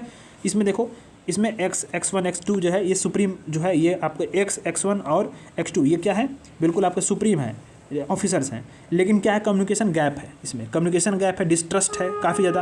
और ऐसे क्या होता है कि अविश्वास होगा तो बिल्कुल जो होगा, अब ये अधीनस्थों में विश्वास होगा तो इनके कई सारे रूट्स होंगे, इन्वर्टेड भी का ऐसे, ठीक है, इन्वर्टेड भी का कम्युनिकेशन होगा। इसमें इनके अलग से जो है कुछ कम्युनिकेशन होंगे, इनके अलग से कुछ कम्युनिकेशन होंगे, इनके अलग से कुछ कम्युनिकेशन होंगे, फिर इनके बीच में अलग से कम्युनिकेशन, इस तरह से कम्युनिकेशन जो होता है वो डिस्ट्रीब्यूटेड हो जाता है, ठीक है।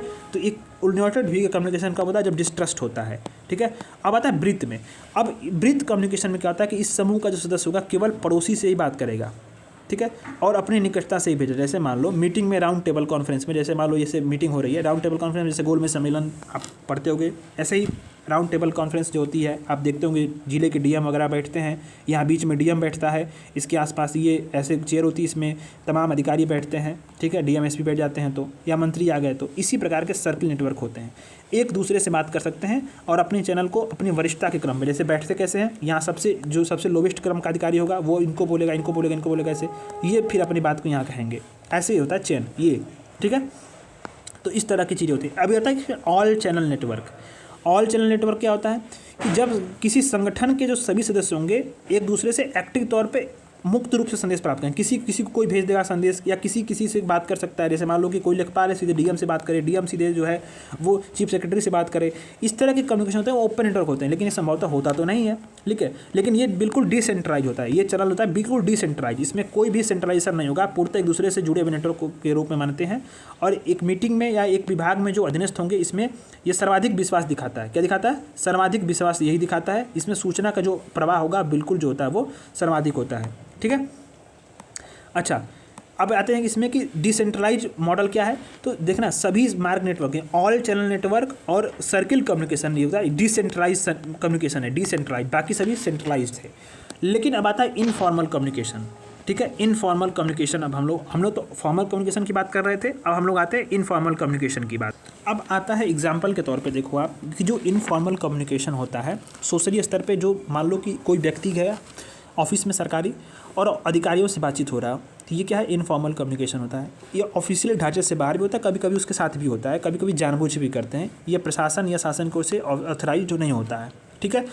अब अधीनस्थ जो होते हैं, जो नीचे के कर्मचारियों के सबऑर्डिनेट होंगे, वो अनऑफिशियल संप्रेषण का सहारा तब लेते हैं जब ऑफिशियली अवरोध होता है। जैसे मान लो कि कोई व्यक्ति है, ये व्यक्ति है कर्मचारी, अपने सुपीरियर जो अधिकारी बी से बात करना चाहता है पर बातचीत नहीं हो पा रही है, या फिर अपनी बात को कह नहीं पा रहा है, तो वो किसी सी से कहलवाएगा, किसी अन्य व्यक्ति से कहलवाएगा। ये अनऑफिशियल संचार कर रहा है, ठीक है। ये चीज़ें होती हैं।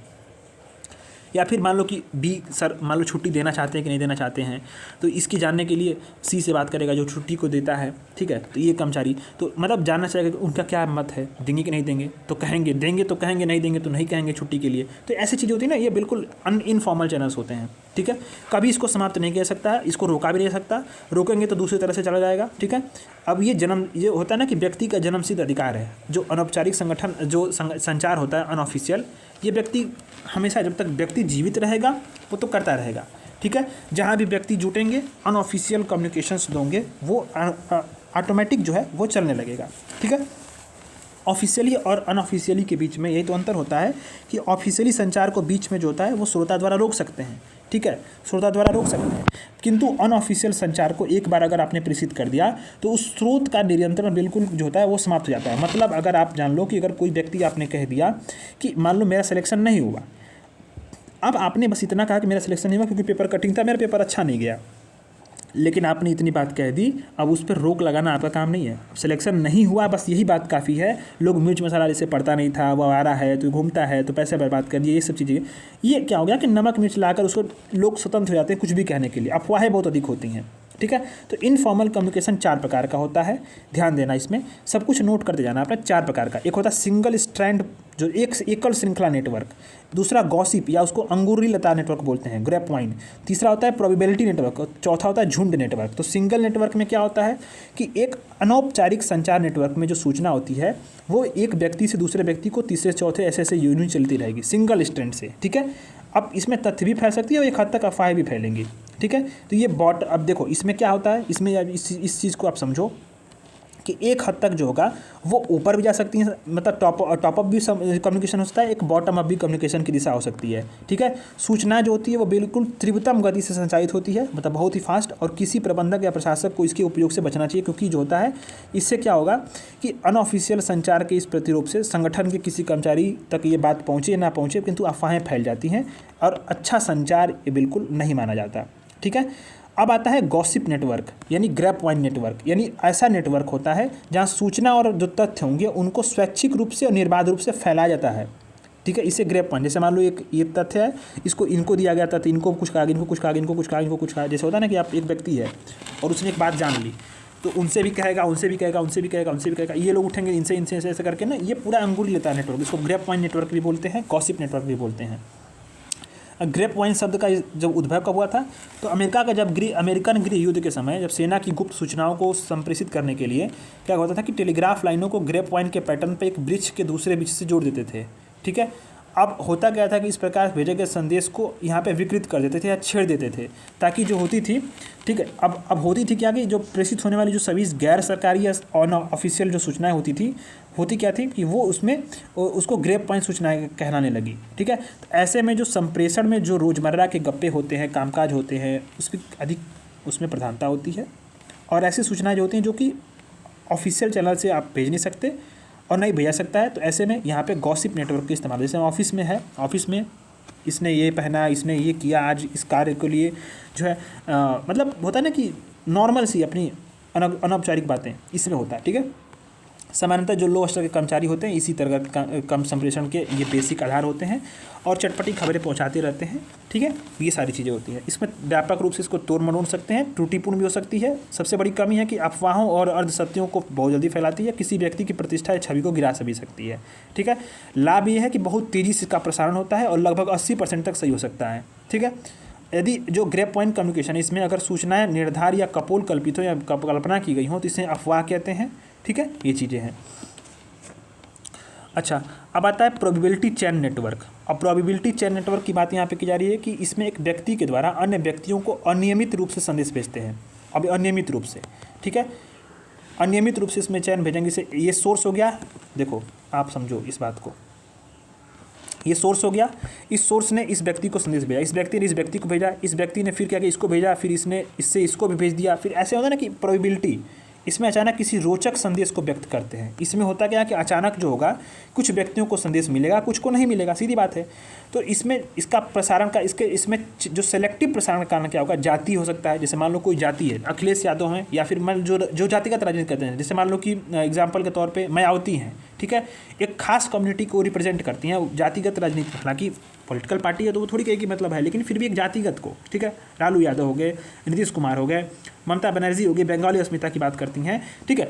इस तरह से जो साउथ की पार्टी आ गई तो वो क्या है, या धार्मिक कोई नेता हो गया, क्षेत्रीय आध्यात्मिक नेता हो गया, ये क्या करेंगे, किसी एक खास वर्ग को टारगेट करेंगे। चंद्रशेखर आज़ाद हो गए, ठीक है, तो खास वर्ग को टारगेट करने के लिए, अवैसी हो गए, ये मुस्लिम कम्युनिटी को टारगेट करने के लिए क्या करेंगे कि कुछ सेलेक्टिव लोगों को ये प्रोबेबिलिटी के तौर पर ये सूचनाएँ भेजते हैं, ठीक है।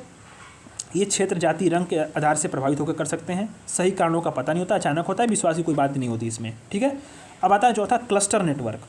अब इसमें अनौपचारिक संचार के इस रूप में किसी एक व्यक्ति द्वारा किसी दूसरे व्यक्ति समूह में जिसमें उसका विश्वास होता है सूचना प्रेषित कर सकता है, ठीक है।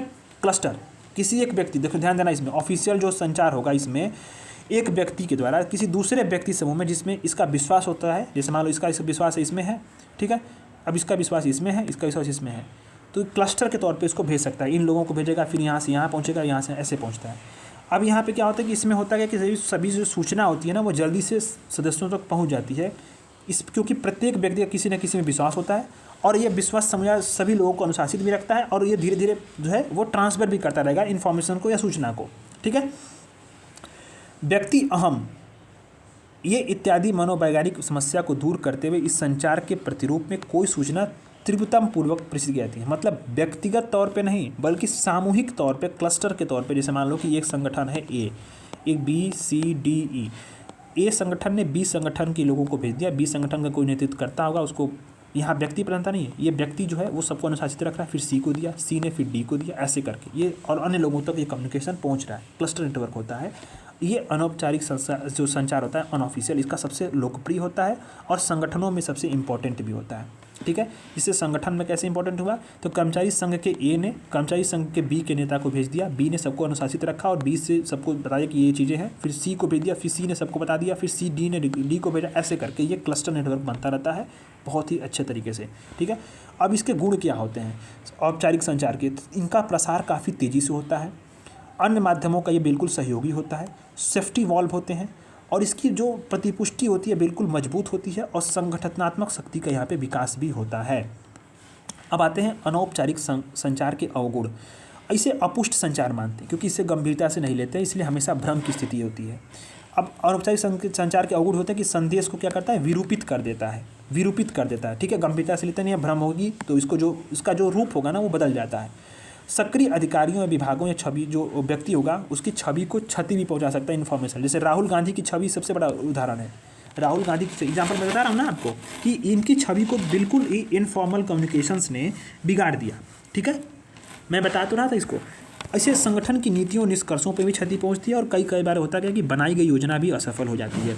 ठीक है, ये बातें यहाँ पे बात निकल कर आई। अब आते हैं बैरियर इन कम्युनिकेशंस। अब आता है कि कम्युनिकेशंस में कौन कौन से बैरियर आते हैं। बहुत ही इंपॉर्टेंट चीज़ें हैं कि बैरियर क्या आ सकते हैं, अवरोधक क्या होंगे। तो बात अब मैंने बताया था ना कि जो संचार की सफलता के लिए सबसे इम्पोर्टेंट क्या है कि जो प्रोसेस है उसका सही स्तर पे क्या हो, एग्जीक्यूशन हो। सही प्रोसेस में जो प्रोसेस हो रहा है संचार का, जो बताया मैंने 8 चैनल से जाता है घूम करके उसके प्रोसेस होते हैं, उसका सही तरीके से एग्जीक्यूशन होगा। एक प्रक्रिया होती है कि प्रेषक जो भेज रहा है और प्राप्तकर्ता जो प्राप्त कर रहा है, इसके बीच के लेन देन हो और इसकी बिल्कुल मतलब बैरियर बिल्कुल इसमें कुछ भी ना हो, एक प्रोसेस त्वरित रूप से चलता रहे। ठीक है, श्रृंखला बनी रहे, सतत बनी रहे। ठीक है, तो ये चीज़ें होती है। तो बाधाएं क्या होती हैं, ध्यान देना आप कि संचार की प्रक्रिया पर अगर हम ध्यान दें तो निम्न स्तर पे संचार बाधाएं, रुकावटें या समस्याएं होती हैं। जैसे एक प्रेषक के स्तर पे संचार का जो प्राइमरी स्तर का जो स्तर होता है वो प्रेषक का स्तर होता है। कैसे प्रेषक होता है, ध्यान देना। अब बाधाएं कैसे आएंगी, तो 3-4 तरीके से बाधाएं आएंगी। पहले तो देखो प्रेषक के स्तर पे, यानी जो भेज रहा है उसके स्तर पे बाधा हो सकती है। दूसरा प्राप्तकर्ता के आधार पे, तीसरा प्रसारण के स्तर पे, और चौथा जो होता है फीडबैक के आधार पे या प्रतिक्रिया के आधार पे। ये यहाँ बाधाएं हो सकती हैं। तो प्रेषक के स्तर पे क्या बाधाएं होंगी, तो ये प्रथम बाधा होगी। ठीक है, कि संदेश की जो रचना है या विचार है उसको संगठित रूप देने में समस्या हो सकती है। ठीक है, या संदेश के अर्थ को संकेत प्राप्त करने में ये भी समस्या हो सकती है। इनकोडिंग जो होती है वो भी इनकोडिंग दिक्कत हो सकती है। प्राप्तकर्ता के स्तर पर देखें तो यहाँ पे क्या होगा कि रिसीविंग मैसेज में समस्या आ सकती है। या ध्यान दो कि कोई भी जो संदेश होगा उसके संकेत को समझने में या उसकी भाषा परिवर्तन करने में समस्या आ सकती है। डिकोडिंग में, यानी इसको बोलो डिकोडिंग में समस्या आएगी। तीसरे स्तर पर प्रसारण, यानी कि जहाँ से संदेश जो है प्रेषित किया जा रहा है, प्रसारण स्तर जैसे रेडियो, टेलीविज़न या सोशल मीडिया या फिर लिखित या न्यूज़पेपर जो भी हो, वहाँ से समस्या आ सकती है। और प्रतिपुष्टि, फीडबैक जो आ रहा है, संदेश का प्रक्रिया का जो अंतिम स्तर होता है जहाँ फीडबैक होता है, वहाँ से जानकारी प्रेषक को वापस कहती है कि हाँ हमको संदेश मिल गया है या फिर हाँ, उस वहाँ पर समस्या हो सकती है फीडबैक में। तो इस तरह के अवरोध जो होते हैं वो कम्युनिकेशन में आते हैं। ठीक है, संचार के प्रमुख अवरोध क्या क्या हैं, इस बात पे हम लोग बात करते हैं। बात समझना, संचार के अवरोध की बात यहाँ पे हो रही है।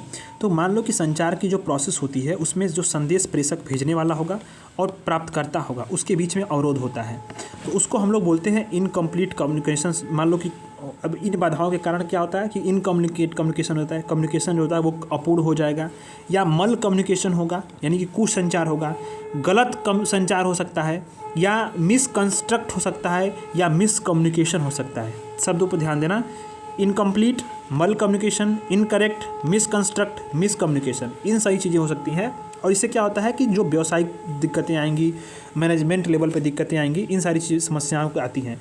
तो हम लोग बात करते हैं कि क्या ऐसी जो बाधाएं हैं जिनको हम लोग बात कर सकते हैं कि संचार के प्रमुख अवरोध हैं।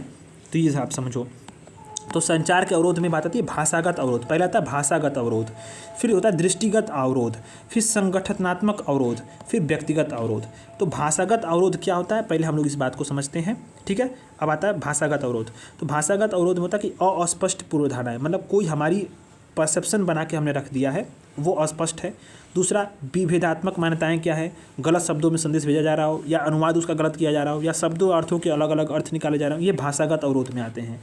दृष्टिकोण अवरोध में क्या होता है कि दृष्टिकोण हम ध्यान नहीं दे रहे हों, हमारा मूल्यांकन अपरिपक्व है, संचार पे हमारा अविश्वास है, संचार का हम विरोध कर रहे हैं, या हम सिलेक्टिव सी चीज़ को सिलेक्ट करके हम बात कर सोच रहे हैं या समझ रहे हैं, संचार न कर रहे हैं, और उसमें अनावश्यक तौर पे हम लोग उस पर मिक्सर कर रहे हैं या छान रहे हैं, मतलब उसको किसी चीज़ को समझ रहे हैं या किसी चीज़ को उसमें और मिलाकर बात कर रहे हैं, या उसको किसी चीज़ को समझना ही नहीं चाह रहे हैं। संगठनात्मक स्तर पे शोर हो सकती है, डिस्टेंस हो सकता है, समय हो सकती है, कोई संगठन की पॉलिसी, नियम या नियमावली से दिक्कत हो सकता है, भय हो सकता है। मान लो कि ये मार्गस्थ हानि हो सकती है, मार्ग में कोई जो संचार संचालित हो रहा हो तो वहाँ पे भी ये हानि हो सकती है। जो घटिया रख रखाव, जैसे कम्युनिकेशन का जो है माध्यम हो रहा है उसका घटिया रख रखाव हो रहा है तो भी दिक्कत आएगी। अपर्याप्त संतुलन काल हो गया, तथ्यों का विवाद हो सकता है, फैक्ट की दिक्कत हो सकती है। पर्सनल लेवल पे जो उच्च अधिकारी हैं उनकी बाधाएं होती हैं, अधीनस्थों की बाधाएं होती हैं, अन्य अवरोध भी होते हैं, भाषागत अवरोध भी होते हैं। यही सारी चीज़ें हैं जो हम लोगों को अभी देखनी है इसमें। ठीक है, तो अब बात हम लोग समझते हैं भाषागत अवरोध को। ठीक है, तो संचार के लिए होता क्या है कि भाषा बिल्कुल अनिवार्य माध्यम होती है। भाषाओं के माध्यम से शाब्दिक हो या अशाब्दिक इसका इस्तेमाल करते हैं हम लोग संचार करने के लिए। ठीक है, अधूरी, अस्पष्ट या असामयिक जो अर्थ वाली भाषा संकेत होंगे ये बिल्कुल दिक्कतें करती हैं संचार में। तो अनक्लेरिफाइड अजम्पशंस, पहला आता है अस्पष्ट मतलब अस्पष्ट जो पूर्वधारणा। इसमें क्या होता है कि मान लो कि मैं मतलब इसमें जो पूर्वधारणा होती है ना, वो संदेश, प्रत्येक संदेश में होती है अस्पष्ट पूर्वधारणा। जैसे संचार में काफ़ी दिक्कतें करती हैं। जैसे मान लो कि संदेश भेजने वाला व्यक्ति अगर बिल्कुल विस्तृत ब्यौरा न दे, तो जो सोचने वाला व्यक्ति, जो प्राप्त करने वाला व्यक्ति है, वो खुद ही समझ। जैसे मान लो मैसेज पे आपने लिख लिया, ठीक है, मैसेज पे आपने लिखा GN, ठीक है, GN लिख के आपने किसी दोस्त को भेजा रात को, या तो वो GN का मतलब ही ना निकल पाए, सोचे ही ना, या फिर उसको गुड नाइट समझ ले, ठीक, या फिर कुछ भी, मतलब ऐसा होता है ना कि जो अर्थ आपने भेजा, जो समय मतलब विस्तृत ब्यौरा नहीं दिया, तो उसमें क्या होगा, व्यक्ति खुद ही समझ लेगा, या फिर ज्यों का त्यों ले लेगा, या फिर अपनी ओर से कुछ सोचेगा ही नहीं, कुछ और सोच लेगा कि आपने इसने तो मुझे गलत कहा है, या इसने तो मुझे बहुत बेकार कहा, ठीक। तो ये सारी क्या होती है, अनक्लेरिफाइड अजम्पशंस होते हैं भाषा में। जैसे आपने मैसेज किया व्हाट्सएप पे भक्क, मतलब पता ना किसी चीज़ करे यार भक्क, तो भक्क लिख दिया, तो मुझे वो चीज़ समझ पाया कि नहीं समझ पाया, या कोई BHAK पढ़ लिया, या ओके को के लिख आजकल लिख के भेजते हैं, के में कोई, मैं तो कभी नहीं समझ पाता कि ये ओके को के क्या होता है। मैं काफ़ी दिन तक नहीं समझ पाते आखिर ये के क्या है, मुझे लगा क्या बोल रहा है कोई, ठीक। तो ये सारी चीज़ क्या होती है, अनक्लेरिफाइड अजम्पशंस होती हैं, ठीक है, ये चीज़ें हो गई। अब आता है डिफरेंशियल अजम्पशंस, यानी कि अब होता क्या है कि संचार होगी, उसमें अनेक मान्यताओं से उसका समर्थन होगा। मतलब अगर मान लो कि जो सूचना होती हैं, अनेक मान्यता होती है जिसमें अब प्राप्तकर्ता के साथ जब तक उसको बांटा नहीं जाएगा, तब तक होता क्या होता है कि इस बात की बहुत बड़ी अधिक संभावना होती है कि संचार अपूर्ण रहेगा, जिसके अलग अलग अर्थ निकाले जा सकते हैं। बहुत सारी अजम्पशंस होती हैं, तो अजम्पशंस को बताना पड़ता है प्राप्तकर्ता से, नहीं ये चीज़ें हैं, ऐसे हैं, ठीक है। गलत शब्दों का अभिव्यक्ति, मैंने गलत शब्दों के कारण होता क्या कि दुर्बल और अर्थहीन शब्दों का अगर इस्तेमाल करेंगे, तारतम्यता अभाव का रहेगा, या अशुद्ध वाक्य रचना रहेगी, शब्द का ज्ञान आपका कम है, अभिव्यक्तियाँ आपकी अच्छी नहीं है, ढीली है, अभिव्यक्तिपूर्ण व्याख्यान है, तो इसके कारण क्या होती है कि गलतियाँ होती हैं और संचार जो होता है वो अवरोध होता है, उसमें अवरोध उत्पन्न होता है, ठीक है। अब होता है फॉल्टी ट्रांसलेशन, यानी कि जो दोषपूर्ण अनुवाद। जैसे UPSC का पेपर आप देखते होंगे, UPSC के पेपर इंग्लिश में जो क्वेश्चंस होते हैं उसका हिंदी ट्रांसलेशन आप देख लो। जो व्यक्ति प्राप्त करता है, यानी कि जो आप एग्ज़ाम्स दे रहे हैं, स्टूडेंट एग्ज़ाम दे रहे हैं, वो खुद ही नहीं समझ पाते कि प्रश्न पूछना क्या चाहता है। ये सबसे बड़ा अच्छा एग्जाम्पल है दोषपूर्ण अनुवाद का, ठीक है। अब आता है different meaning of word and sign, शब्द और संकेतों के विविध अर्थ। होता क्या है कि संचार में अनेक समस्याएं शब्द और संकेतों के अर्थ में विभिन्नता कारण होती जाती हैं। जैसे शब्द क्या है और उसका अर्थ क्या है, जटिल, उलूल जुलूल और जो होता है ना कि मतलब डबल मीनिंग वाले वर्ड होते हैं शब्द संकेत, या फिर उससे क्या होता है संचार अर्थहीन हो जाता है, ठीक है। अब आता है दूसरा परसेप्शन बैरियर। होता क्या है परसेप्शन बैरियर, जैसे देखो ना ये मैंने बताया दृष्टिकोणात्मक अवरोध। तो दृष्टिकात्मक अवरोध में हम देखते हैं कि इसमें क्या होता है कि व्यक्ति का परसेप्शन बहुत अधिक इंपॉर्टेंट हो, नज़रिया क्या है, बोध क्या है। जैसे कोई व्यक्ति बिल्कुल निराशावादी है और मुझे जो है वो समझता है कि मैं बिल्कुल निराशावादी हूँ, मैं भी हूँ, तो मेरे निराशावादी चीज़ को ही वो समझेगा। अगर मैंने उसको पॉजिटिव कुछ बात कही तो वो फिर समझेगा यार ये तो भुलवा रहा, झूठ बोल रहा है, या फिर मुझे मिसगाइड करना चाहता है। तो परसेप्शन है ये, ठीक है। अब इस समय परिस्थिति पर जो व्यक्ति होती है उसकी सोच पे, उसकी रुझान है, उसकी भावना है, उसका साइकोलॉजिकल चीज़ क्या है, उसी के आधार पे वो डेवलप होता है, और इसके कारण बहुत सारी बाधाएं होती हैं और इस संपूर्ण संचार तंत्र को बिगाड़ देती हैं। कौन सी बाधाएं होती हैं, जैसे इनअटेंशन, ध्यान न देना। कई बार क्या होता है कि संदेश पाने वाले व्यक्ति की संदेश में कोई रुचि नहीं होती है। आमतौर पर अगर लंबे लंबे जो लोग होते हैं, जैसे मान लो कोई रिपोर्ट आ गई, खूब लंबी सी रिपोर्ट आ गई, या सेकेंड ARC रिपोर्ट है, लोग पढ़ना नहीं चाहते, सर्कुलर पत्र या नोटिस वगैरह को नहीं पढ़ते हैं, ठीक है। होता क्या इसमें कि ये ध्यान नहीं देते क्योंकि बहुत अधिक उसमें इंटरेस्ट होता नहीं है, शारीरिक रूप से या मानसिक रूप से व्यक्ति उसमें सुनना ही नहीं चाहता, बिल्कुल ही उसमें इंटरेस्ट नहीं दिखाता है, ठीक है। तो ये मनोवृत्ति होती है, सबसे बड़ी ये मनुष्यों की मनोवृत्ति होती है जो अपने चीज़ों को अपने पर्सनल व्यक्तिगत लेवल पे नज़रिए से देखते हैं और बहुत सी चीज़ों को जो अनसुना कर देते हैं या अनदेखा कर देते हैं। इससे क्या होता है, संचार में बाधा उत्पन्न होती है। अपरिपक्व मूल्यांकन होता है, जैसे कि अगर मान लो कि कुछ लोग होते क्या कि सूचनाओं के संचार में इतने तेज होते हैं कि पूरी सूचना के प्रतीक्षा किए बिना कुछ उसका मूल्यांकन कर लेंगे या अर्थ निकाल लेंगे या फिर उसको समझ लेंगे, ठीक है। इससे क्या होगा, भ्रांतियाँ फैलती हैं, मत भ्रम की स्थिति उत्पन्न होती है और कहीं ना कहीं संचार के मूल्यांकन में शंकाएं जो होती हैं वो अधिक अपनी प्रबल स्थिति बना लेती है, ठीक है। तीसरा होता है डिस्ट्रस्ट ऑफ कम्युनिकेशन, यानी संचार पे अविश्वास, जैसे कि बिना सोचे समझे अविवेकपूर्ण तरीके से कोई भी दुर्बल चयनित शब्दावली के साथ या कोई गलत निर्णयों के साथ अगर मान लो कोई कम्युनिकेशन हो रहा हो तो ये डिस्ट्रस्ट पैदा करता है। कैसे कोई अधिकारी हो रहा, मान लो कोई हाई लेवल का ऑफिसर है, ठीक है, उसने जो है आदेश दिया। अब ऐसे आदेश जिसमें बहुत ही अतर्कपूर्ण निर्णय लिया गया हो, दुर्बल चयनित शब्दावलियाँ हो, या फिर कोई भी निर्णय जो है बिल्कुल जो अप्रभावी हो, व्यवहारिक तौर पे गलत हो, तो ऐसे लोगों पर अधीनस्थ जो होंगे ऐसे संचारों को गंभीरता से लेंगे नहीं और उसका अविश्वास होगा। इसके जो है ये प्रभावपूर्णता को जो है प्रभावित करेगा। और चौथा होता है रेजिस्टेंस टू कम्युनिकेट, यानी कि संचार का जो विरोध होता है ना, वो एक क्या होता है कि संप्रेषित की एक व्यापक बाधा होती है। कुछ लोग गलत सोचने के लिए ही होते हैं, ठीक है, कि सूचनाओं को संप्रेषित नहीं करना चाहिए, इसकी कोई आवश्यकता नहीं है। या फिर होता क्या कि बहुत सारे लोग होते हैं कि इसके बारे में पहले से जानते हैं। तो संचार में असफलता इससे भी उत्पन्न होती है कि प्राप्तकर्ता को नीचा दिखाया जाए या फिर उच्च भावना या उच्च मनोदशा की दिशा में या कोई अंतर उनको बताया जाए, ठीक है, ये चीज़ें होती हैं। एक होता है सेलेक्टिव परसेप्शन।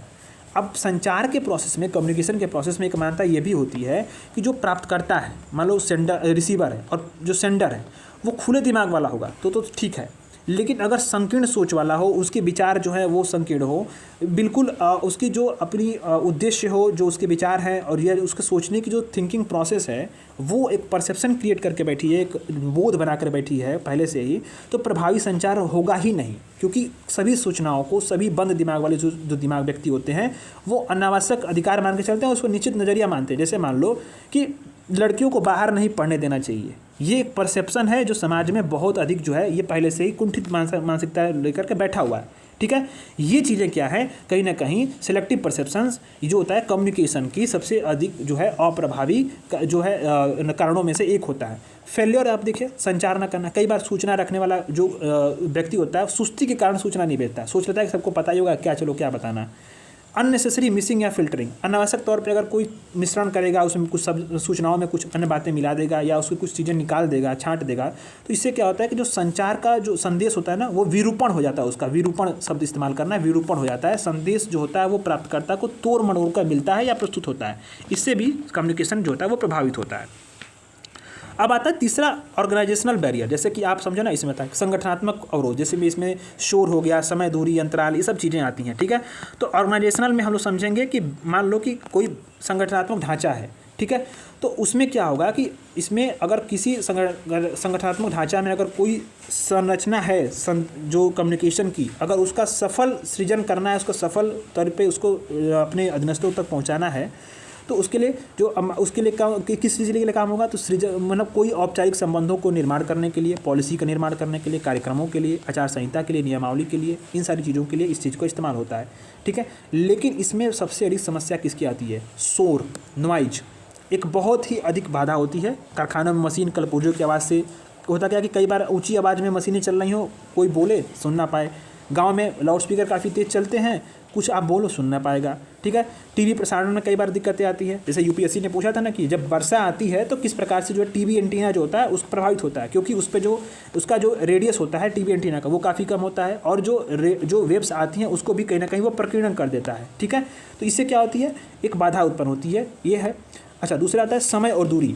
होता क्या है कि सूचना तकनीक के माध्यम से कई बार क्या है कि सूचनाएं तकनीक के माध्यम से संचार तो तेज हुआ है, किंतु टाइम और डिस्टेंस के कारण क्या है कि बहुत अधिक मिस इंटरप्शंस पैदा हुए हैं, किसमें? कम्युनिकेशंस में, ठीक है। या यांत्रिक खराबी हो गई, मान लो नेट ही नहीं चल रहा है, समय दूरी काफ़ी ज़्यादा है, तो इस प्रकार से ये समस्या होती है समय दूरी की कम्युनिकेशन में। एक ऑर्गेनाइजेशनल पॉलिसी, रूल और रेगुलेशंस भी होती हैं जो क्या करती हैं, कई बार क्या करती हैं कि संगठन के नियम और नियमावली जो होती है ना, कम्युनिकेशन को जानबूझकर वो उसको एक अधिक जटिल बना देती है या फिर प्रक्रिया में बाधा उत्पन्न करती है। तो यहाँ से क्या होता है कि अफवाहें या कुछ अंश छूट जाना या संचार का बिखराव होना या अविश्वास उत्पन्न होना अधीनस्थों में, ये सारी समस्याएं उत्पन्न होती हैं। फियर भी होता है। अब होता क्या है कि जो अधीनस्थ कर्मचारी होगा वो अपने ऊपर के कर्मचारी से बात करने में डरता है। ऐसे में क्या करता है, तो वो क्या करेगा, इनफॉर्मल कम्युनिकेशन का इस्तेमाल करेगा। पता है ना कि किसी भी फॉर्मल ऑर्गेनाइजेशन में कहीं ना कहीं इनफॉर्मल कम्युनिकेशन भी इन्वॉल्व हो जाता है। कैसे? जो अधीनस्थ अधिकारी होते हैं वो अपने उच्च स्तर के अधिकारियों से बात करने में डरते हैं, या फिर मान लो कोई अधीनस्थ अधिकारी उसको छुट्टी लेना हो तो अपने उच्च अधिकारी से बोले, समझेगा पहली बात कि समझने के लिए क्या करें, तीसरे व्यक्ति के पास जाएगा कि अरे यार सर छुट्टी देंगे कि नहीं देंगे, ठीक है। तो ये चीज़ें क्या है, वो थर्ड पर्सन के पास जा रहा है, इनफॉर्मल कम्युनिकेशन कर रहा है। किस लिए? क्यों? अपनी ऑफिशियल बात को कह सके। ये दिक्कत आती है, फियर है। लेकिन कई बार क्या होता है कि इन उच्च अधिकारियों की मनोदशा को समझने के लिए कई बार फॉर्मल जो इनफॉर्मल कम्युनिकेशन का जो सहारा कौन लेता है, जो फॉर्मल ऑर्गेनाइजेशन के फॉर्मल कर्मचारी हैं, जो ऑफिशियल कर्मचारी हैं, उच्च अधिकारियों की मनोदशा को समझने के लिए कि सर छुट्टी देंगे कि नहीं देंगे, उनके बारे में क्या राय है। अगर राय सही है तो हम अपनी बात को कहें, नहीं रहेगी तो फिर वो, तो ये डिपेंड कहाँ कर रहा है, ये कर रहा है डिपेंड सी व्यक्ति, जो सी वाला व्यक्ति है वो क्या बताता है, क्या प्रतिपुष्टि करता है, ठीक है, उसके आधार पे ये डिसीजन लेगा। यानी इस तरह से क्या हो रहा है, एक कम्युनिकेशन गैप क्रिएट हो रहा है कहीं ना कहीं, और कम्युनिकेशन गैप जो होता है वो कहीं ना कहीं जो फियर है ना, ये एक तरह से कम्युनिकेशन में इंटरप्शंस पैदा करता है। ठीक, अब आता है लॉस इन ट्रांजिट। अब लॉस इन ट्रांजिट बताया ना कि लगभग होता क्या है कि मौखिक अगर संचार करेंगे तो उसका स्तर घटता जाता है। ठीक है, प्रत्येक स्तर पे 30% सूचनाएं घटती हैं और उसमें अफवाहें जुटती हैं मौखिक स्तर पे। तो ये लॉस इन ट्रांजिट हो गया।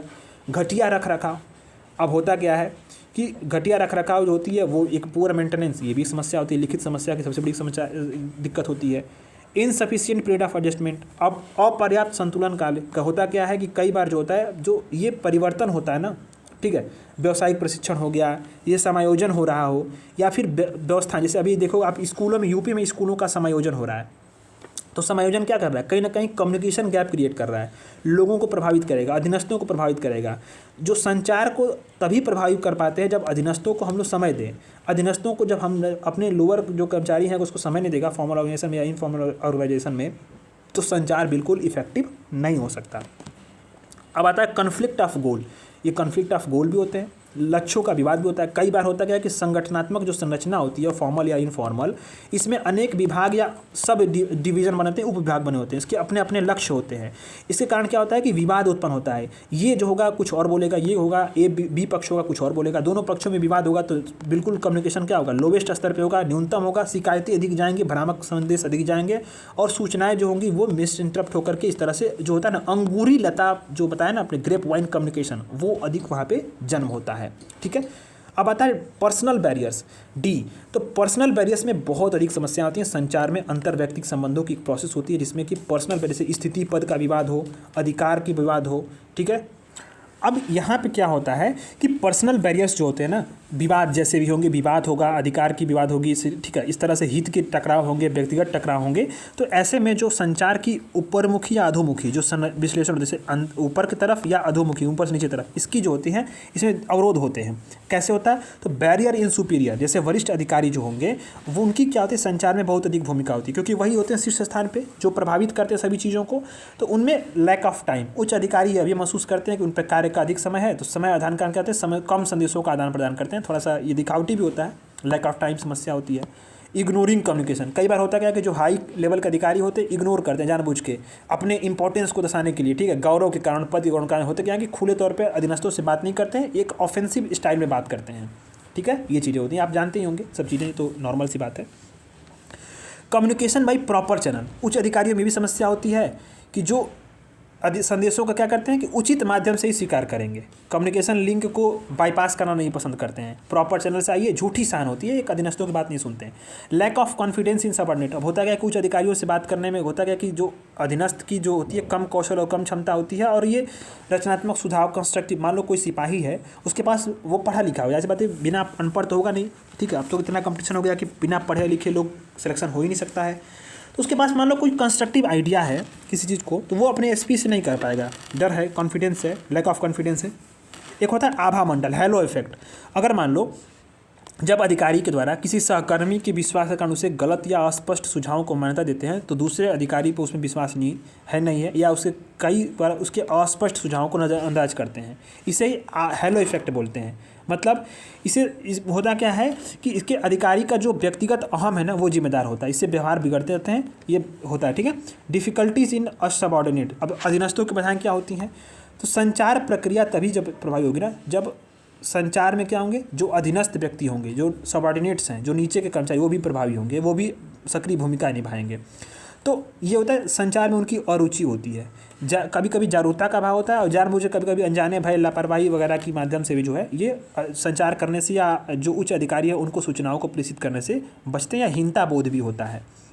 लैक ऑफ प्रॉपर इंसेंटिव, अब उचित प्रेरणा इनके बाद नहीं होती है, प्रेरणा का अभाव भी होता है, जैसे संस्था की पुरस्कार दंड नीति भी इसके लिए प्रभावी होती है, शिकायत सुझाव वगैरह भी इसमें कोई परिवर्तन नहीं करती है। ठीक है, महसूस कर रहे हैं कि अगर मान लो हम शिकायत भी कर रहे हैं तो कोई दिक्कत, कोई बदलाव नहीं आ रहा है, छोड़ हटाओ यार क्या ही कहा जाए, ऐसी चीज़ होती है ना।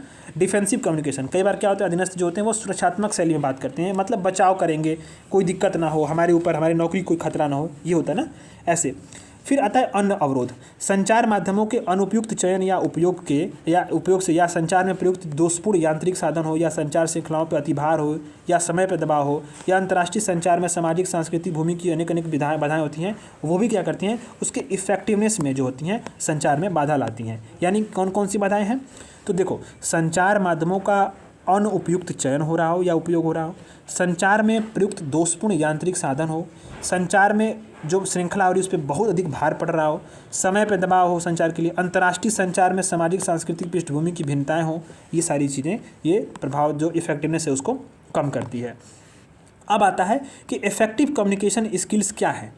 तो इफेक्टिव कम्युनिकेशन स्किल्स बहुत इंपॉर्टेंट है, यहाँ से सवाल बनते हैं, इस टॉपिक को आप इग्नोर मत करना। प्रभावशाली संचार के कुछ नियम होते हैं, संचार में किस का नियम प्रयुक्त होता है, इसका इस्तेमाल, इसका विस्तार क्या था, keep it short and simple. किस का नियम सवाल पूछा गया यूपीपीसीएस में, ध्यान देना आप लोग, पूछा ही गया है, कई बार पूछा गया, किस का नियम, keep it short and simple. यानी सिद्धांत की मूलभूत अवधारणा होती है कि संचार में जटिलता न होकर के सरलता होनी चाहिए, ठीक है, शॉर्ट होना चाहिए, सिंपल होना चाहिए। यदि जहाँ भी संभव हो एक से अधिक प्रकार के संचार का इस्तेमाल करना चाहिए, बहुत ही प्रभावशाली इफेक्टिव इस तरह से होगा। अच्छा, इफेक्टिव कम्युनिकेशन के लिए हमें क्या है ना, प्रभावशाली ढंग से बोलना भी है और उसे सुनना भी है, ठीक है। अपनी बातों को समझाने से पहले उन्हें समझना भी पड़ेगा, ठीक है। अपने विचारों से ज़्यादा थोपने से अच्छा है कि उनकी बातों को समझे। अगर कोई उदासीन है तो मतलब तो उसको तो दूसरों को समझना आसान नहीं, इससे साझे उद्देश्य की साझी समझ विकसित होती है। अगर मान लो कि अगर इन सारी चीज़ों का बात ना करें आप, तो संचार की प्रक्रिया क्या होगी, वो छिन्न भिन्न हो जाती है। अब इसके कौशल क्या होते हैं, तो ध्यान देना, प्रभावशाली जो संचार उसके कौशल क्या होंगे। किसी भी रूप में लोगों से जब इंटरेक्शन कर रहे हो तो कई तरह की योग्यताएं आवश्यक होती है। जैसे कि क्या होता है कि संचार के दो मूलभूत पक्ष होते हैं, एक ध्यान देना, दूसरा प्रत्यक्षीकरण करना, ठीक है। किसी व्यक्ति को ध्यान दे रहे हो, उसका प्रत्यक्ष तौर पे उसको जो है ऑब्जर्व कर रहे हो, ठीक है। वातावरण में वस्तुओं या व्यक्तियों पे ध्यान देना सूचना को प्राप्त करने में सहायता देता है। इससे वातावरण में जो डिमांड है उसके प्रति वो एडॉप्टिव हो जाते हैं। अच्छा, संचार प्रक्रिया में ध्यान न देना ये श्रोता की त्रुटि होती है। मान लो ध्यान नहीं दे रहे हो तो भाई बोलने वाला थोड़ी गलती है, तो तुम्हारी गलती है, तुम ध्यान नहीं दे रहे हो, ठीक है। परंतु वक्ता की भी त्रुटि हो सकती है कि ऐसा वो दिक्कत, ऐसा मतलब इफेक्टिव कम्युनिकेशन नहीं कर रहा इसलिए उसका ध्यान नहीं है, ठीक है। यदि किसी दशा में ध्यान न देने से बातचीत का मंतव्य समझना कठिन हो जाता हो तो ऐसे में क्या होता है कि कहीं ना कहीं ये चीज़ें निकल कर आती हैं कि जो श्रोता है और जो वक्ता है वहाँ पे कहीं ना कहीं व्यवधान है, ठीक है। तो मंतव्य न समझने से क्या होता है, कोई व्यक्ति है उसका मन की बात आप नहीं समझ पा रहे हो, मन की बात वो कहना क्या चाहता है, उससे भी जो होता है अनुपयुक्त व्यवहार लग सकता है, उससे झेप भी लग सकती है। मान लो मेरे सामने मैं किसी से बात कर रहा हूँ और वो चीज़ उस पर ध्यान नहीं दे रहा, तो मेरा जाहिर सी बात है मेरे मन में ये भावना होगी ना कि आखिर ये ऐसा क्यों कर रहा है, ठीक है। या मेरे अंदर थोड़ी सी ये बात निकल कर, अरे यार बताओ मैंने ये बातें कहीं और इसने सुना ही नहीं, या अनसुना कर दिया, ये चीज़ें होती है ना। या मैं बात कर रहा हूँ आप मोबाइल चलाने लगे, तो ये बिल्कुल ही घटिया किस्म का जो है एक रवैया होता है। संचार एक व्यक्ति से दूसरे व्यक्ति तक अर्थ के हस्तांतरण का एक प्रोसेस होता है। अर्थ को पहुंचने की अपेक्षा मतलब यह कुछ और भी है, क्योंकि अर्थ जिस रूप में जहाँ तक पहुंचाया जा रहा है वो समझ भी जाना चाहिए, यानी वहाँ समझा भी जाना चाहिए। अगर मान लो कोई कक्षा में संस्कृत भाषा बोलता है, दूसरा संस्कृत नहीं जानता, तो संस्कृत बोलने वाले व्यक्ति को नहीं समझा जा सकता। इसलिए क्या होता है कि संचार जो है वो अर्थ के समझने या उसके ट्रांसफ़र दोनों को सम्मिलित करता है। संचार तभी इफेक्टिव होगा जब प्रेषक जो होगा वो विचार या भाव को प्रेषित करेगा। जैसा कि संचार प्रक्रम के जो अवयव है, जैसे कि जो तमाम होता है ना कि इनकोडिंग, फिर मैसेज, फिर आपका जो है डिकोडिंग, फिर आपका जो है रिसीवर, फिर फीडबैक, इन सारी चीज़ों को अगर हम मतलब स्रोत जो हैं उसमें कोई विकृतियाँ ना हो, तो जो होता है तभी प्रभावी होगा जब संचार जो रिसीवर है और सेंडर है इसके बीच में इफेक्टिव तरीके से कम्युनिकेशन स्टैब्लिश हो, कोई व्यवधान ना हो, ठीक है। एक मनोवैज्ञानिक के रूप में आपको एक अच्छा संचारकर्ता होना चाहिए, ठीक है।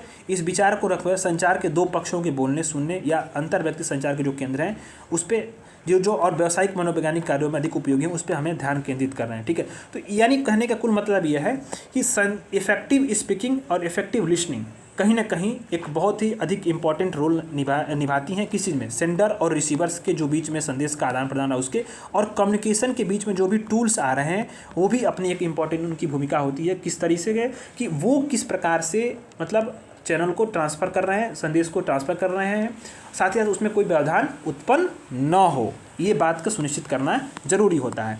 इफ़ेक्टिव बोलना होता क्या है कि जब आमने सामने की परिस्थिति में दो व्यक्तियों के बीच में जो इंट्रैक्शंस होती हैं तो अच्छा संचारकर्ता रेफरेंस या उस व्यक्ति के साथ घटित होता है उसके ऊपर ध्यान केंद्रित करती है। यानी इफेक्टिव जो स्पीकिंग होती है वो कैसे होगी, सेंडर है, रिसीवर है, बातचीत हो रहा है इंटरपर्सनल से, इसके मतलब अंतर्व्यक्तिगत तौर पे, तो जो इफेक्टिव स्पीकिंग होगी ना वो उस व्यक्ति के साथ जिसके साथ संचार हो रहा है उसके ऊपर ध्यान केंद्रित करेगी। ठीक है। अच्छा, बोलते समय व्यक्ति के ऊपर अपनी ध्यान को केंद्रित करना श्रोता की समूह की शारीरिक भाषा के प्रति संवेदनशील बनाता है और फीडबैक उपलब्ध कराता है कि वक्ता अच्छी तरह से संचार के प्रक्रम को संचालित कर रहा है। शारीरिक भाषा का ठीक ठाक उपयोग होता क्या है, संचार के इफेक्टिव को गंभीर बनाता है।